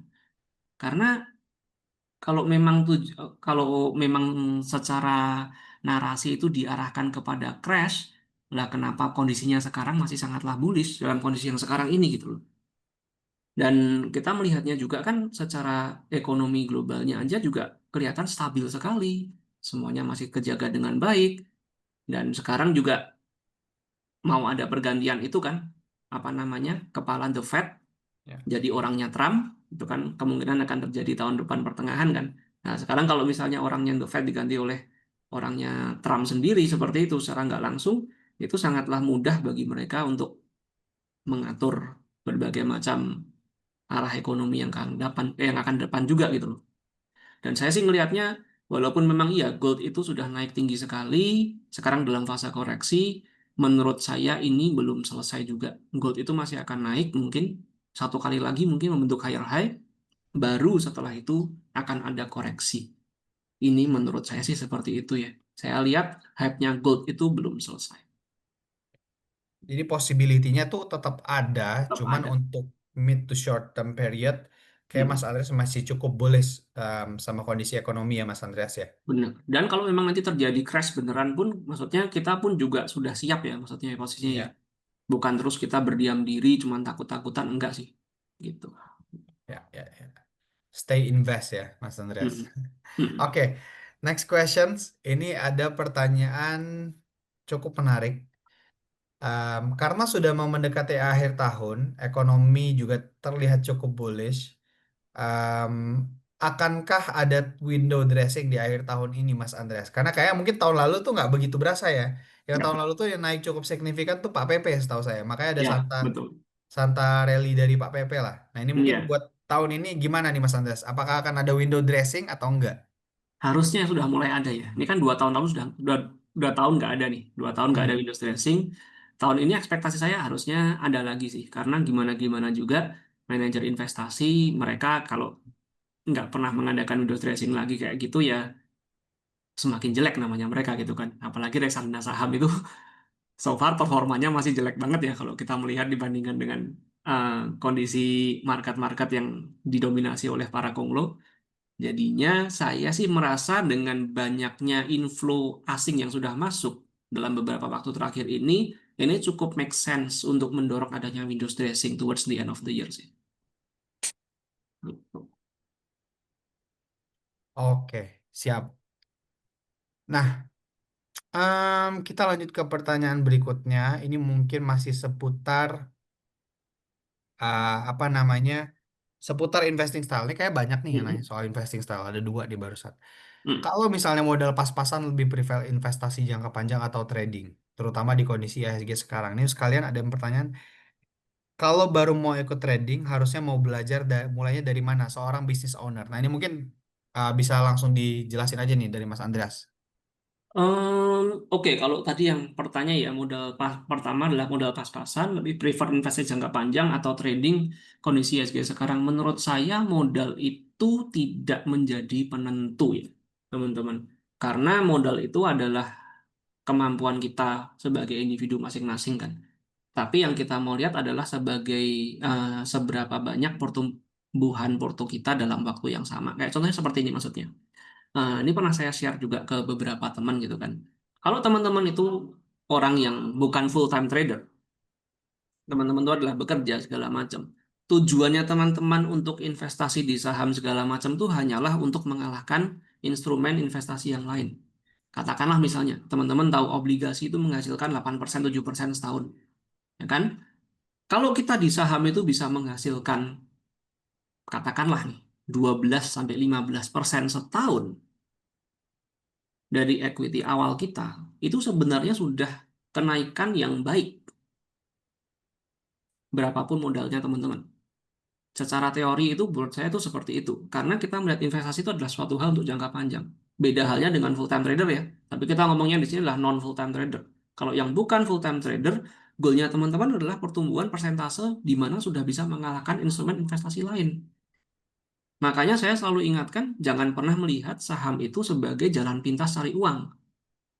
Bahaya sekali nanti kalau mindsetnya seperti itu. Berapa banyak teman-teman dan kenalan-kenalan saya yang saya tahu paling enggak ya, mereka sudah gulung tikar, sudah pensiun dari dunia investasi, murni karena apa? Mereka melihatnya ini sebagai jalan pintas. Padahal enggak seperti itu. Jadi mau modal pas-pasan, mau modal besar, mau bagaimanapun, investasi jangka panjang maupun trading itu kembali pada nyamannya trading kita seperti apa. Kalau kita investasi jangka panjang, contohnya berarti kita misalnya nih katakanlah kita mencari emiten-emiten yang punya potensi beggar atau mungkin at least upside 50%. Tentu saja waktu menunggu akan lebih lama, ya kan? Resikonya pun juga lebih dalam tentu saja. Kita punya upside 50%, mungkin kita punya resiko 10% sampai 20%. Itu masih masuk akal, 3:1, 4:1. Tapi untuk teman-teman yang mau trading pendek, mungkin kita cari profit cuma 5% sampai dengan 10%. Resiko paling cuma 2%, 3%. Tapi ini harus dilakukan lebih sering tentu saja. Secara otomatis gitu kan. Ini akan terbentuk nanti keberhasilan atau gagalnya dari segi win rate-nya dan juga disiplinnya teman-teman. Nah, jadi untuk menjawab yang mengenai itu sih, menurut saya itu ya nggak masalah modalnya berapa, tapi untuk trading style itu kembali pada karakter kita masing-masing. Karena ada teman-teman di sini tuh yang merasa bahwa saya nge-hold minus itu nggak apa-apa kalau cuma 10%. Karena masih dalam batas loss yang memang saya itu bisa toleransi. Tapi mungkin teman yang lain merasa kayak, oh nggak bisa kalau aku nge-hold 3% minus udah gatel pengen cut loss. Oh ya sudah. Dari situ kebentuk karakter-karakternya untuk punya trading style sendiri-sendiri. Seperti itu. Nah, tadi seorang bisnis owner ya dan mau ikut trading, sebaiknya mulai belajar dari mana? Kalau menurut saya, belajar trading itu nomor satu memang kita harus mempelajari basicnya dulu ya. Jadi ya mungkin bisa baca buku, bisa nonton video YouTube. Itu menurut saya banyak bisa memberikan insight, paling enggak gambaran in general dulu ya. Gambaran umum dulu, trading itu seperti apa. Dan yang paling penting adalah belajar memahami resikonya. Bahwa trading saham itu adalah suatu bentuk instrumen investasi yang memang memiliki resiko lebih tinggi. Nah, jadi sebagai business owner biasanya ini ya dari yang apa namanya member-member saya ya. Biasanya business owner itu malah lebih memiliki mindset yang bagus perihal apa namanya mengelola uang, money management karena sudah terbiasa melakukan itu dalam bisnisnya mereka. Sehingga money management yang mereka lakukan di dalam trading pun itu akan terefleksikan. Biasanya seperti itu. Jadi sebenarnya bagus nggak untuk business owner melakukan trading? Buat saya sebenarnya bagus. Saya sarankan sih. Karena pada prakteknya saya lihat banyak business owner itu sukses di dalam trading juga. Karena mereka tahu bagaimana cara money management yang baik.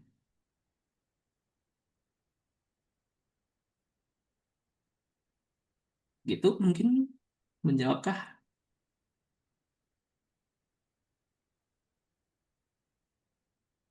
Mas Fadil suaranya hilang. Oh iya, halo. Nah, udah. Oke, sorry sorry. Ya, thank you Mas Andreas buat jawabannya. Ini mungkin tadi ya business owner memang harusnya bisa lebih relate ya karena kan Hmm, apa yang kita beli di market juga adalah bisnis ya Mas Andreas ya. betul. Jadi sedikit banyak akan gampang lah lebih cepat memahami gitu kondisinya. Hmm. Nah, ini mungkin ada pertanyaan lagi. Hmm. Kita masih ada waktu sekitar 10 menit. Hmm. Dari Kak Intan.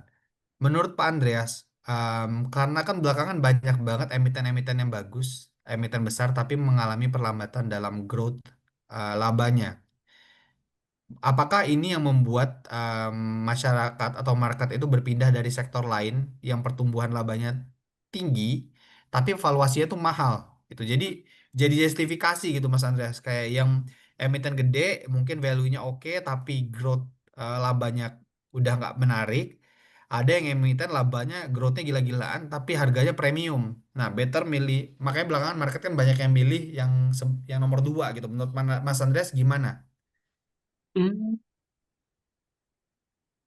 Itu tergantung momentum ya. Karena kalau kita ngomongin pertumbuhan laba tinggi, walaupun valuasi udah premium, ini biasanya terjadinya itu emiten ini jadi menarik pada saat itu mendekati rilisnya laporan keuangan tersebut. Tapi begitu laporan keuangan itu sudah rilis beda 1 bulan, katakanlah seperti itu ya, itu biasanya sudah mulai mereda, bahkan nggak sampai sebulan sih biasanya. Cuman katakanlah seminggu sampai 2 minggu, hype-nya daripada laporan keuangan yang bagus itu sudah mereda. Sebelum nanti setelahnya, katakanlah misalnya nih, laporan keuangan baru yang rilis, terus menunjukkan bahwa ini tuh valuasinya masih bisa lebih tinggi lagi, kayak gitu kan. Nah, itu biasanya yang terjadi memang akan ada kenaikan sebentar, dilanjutkan dengan koreksi karena hype retailnya terlalu tinggi, baru setelah itu nanti dilanjutkan dengan penguatan yang secara organik. Tapi dari sini pertanyaan tadi saya mungkin kurang nangkep ya, membuat market berpindah ke sektor lain yang pertumbuhan labanya tinggi meskipun valuasinya sudah sangat mahal. Ini kalau mungkin ada contoh emitennya lebih enak mungkin ya, Kak Intan, kalau bisa disebutin. Iya, mungkin beberapa nggak tahu Mm-mm. ya. Saya yang dimaksud mungkin saham-saham green energy kayak misalnya mungkin saham-saham Pak PP itu kan secara pertumbuhan apa laba cukup oke itu ya kemarin tuh kayak Mm-mm. baru ada beberapa yang rilis. Tapi kan Betul. valuasi udah nggak ada yang murah tuh Mas Mas Andreas. Mm-mm. Kayak mungkin maksudnya ke situ kali ya. Kalau ke situ, kalau melihat emiten Pak PP itu sekali lagi kalau buat saya udah bukan, bos dasarnya bukan emiten fundamental soalnya ya. Mereka tuh dasarnya emang emiten konglo, dan emiten konglo Pak PP itu punya punya strategi sendiri. Mereka caranya itu dibalik teman-teman. Mereka naikin harga dulu tinggi-tinggi ya kan. Nanti habis itu baru mereka bikin corporate, apa namanya, corporate action untuk bisa menaikkan valuasinya mereka perlahan-lahan seperti itu. Nah, tapi kalau misalnya ngomongin basisnya dari laporan keuangan segala macam tuh, salah satu contohnya yang bisa saya langsung pikirkan adalah Dewa ya, contohnya ya. Emiten Dewa itu kan laporan keuangannya bagus terakhir kali itu. Dan memang itu make sense. Kenapa bagus? Karena mereka ada suatu perubahan lini bisnis Dewa itu. Mereka kan kontraktor pertambangan. Dulunya mereka pakai subkontraktor pihak ketiga. Nah, sekarang pihak ketiganya udah nggak dipakai, mereka pakai pihak internal. Sehingga itu nge-cut operational cost mereka tinggi sekali. Nah, Ya, itu membuat laporan keuangannya melejit, dan itulah alasan mengapa menurut saya Dewa itu salah satu juga emiten yang masih menarik sekali sih, bahkan untuk sampai tahun depan ya. Karena dia baru mengubah lini bisnis itu baru mulai tahun ini. Ya. betul. Iya, nah justru sebenarnya kuncinya di situ tadi yang di Mas Andreas share menurut saya ya. Jadi untuk mendapatkan emiten yang growth-nya masih menarik dan gila-gilaan, justru kita beli ketika valuasinya tuh nggak begitu premium ya Mas Andreas. Jadi kita bisa ngebaca dulu kayak contoh Dewa itu kan kalau dari yang saya lihat dia baru switch bisnis, artinya belum ke refleks sebenarnya di beberapa waktu kemarin. Tapi di masa Betul. yang akan datang Hmm. sangat besar potensinya Dewa bakal menghasilkan growth yang signifikan. Jadi kita mungkin beli atau akumulasi justru di sekarang-sekarang atau sebelumnya kemarin gitu. Hmm. Mungkin kurang lebih gambarannya seperti itu, gitu ya. Em, oke, karena waktunya udah mulai menipis dan saya lihat udah nggak ada pertanyaan lagi nih. Hmm. Oh ini ada yang nanya untuk pemula aplikasi yang bagus selain Stockbit apa ya? Kayaknya Stockbit aja ya. Karena saya dari Stockbit tentu jawabannya ada Stockbit. Cuma mungkin Iya. kalau misalnya buat trader ada beberapa aplikasi lain yang bisa dipakai sebagai indikator tambahan trading. Mungkin Mm-mm. nanti bisa ditanyakan langsung sama Mas Andreas di komunitas Klinik Porto. To make sure join ya. Oke, paling itu aja untuk sesi kita sebelum teman-teman semua keluar. Mungkin kita dokumentasiin dulu kali ya. Mm-mm. Boleh. Apa boleh silakan dinyalain kameranya. Kita pengen lihat nih siapa aja yang masih standby join sampai akhir sesi. Silakan buat Bapak Ibu semua yang mau berkenan kita coba dokumentasiin dulu ya. Wait, gimana nih viewnya? Oke, masih ada cukup banyak. Wah, thank you so much buat Bapak Ibu semua yang nonton sampai akhir. Kalau misalnya memang ada pertanyaan yang belum terjawab, bisa ditanyakan di grup umum. Mention saya juga bisa kalau ada pertanyaan terkait Stockbit, karena saya juga join di grup umum ya buat Bapak Ibu semua. Um, untuk itu ya, yang bisa nyalain kamera, kita coba dokumentasiin dulu ya. Satu, dua, tiga. Oke, sebentar, saya save. Kayak perlu dua kali, ini ada beberapa. Bentar. Ya, satu, sekali lagi ya. Satu, dua, tiga.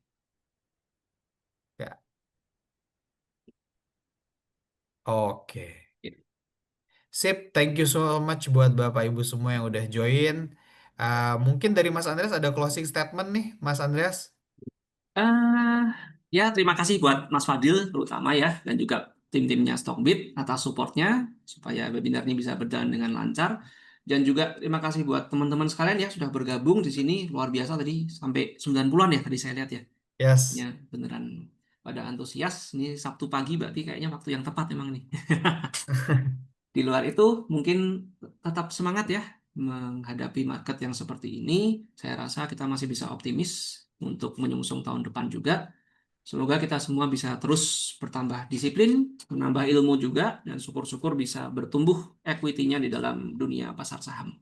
Amin. Siap. Thank you buat Mas Andreas dan semua. Dari situ kami undur diri. Silakan buat yang mau melanjutkan aktivitas dipersilakan. Baik, terima kasih semuanya. Thank you.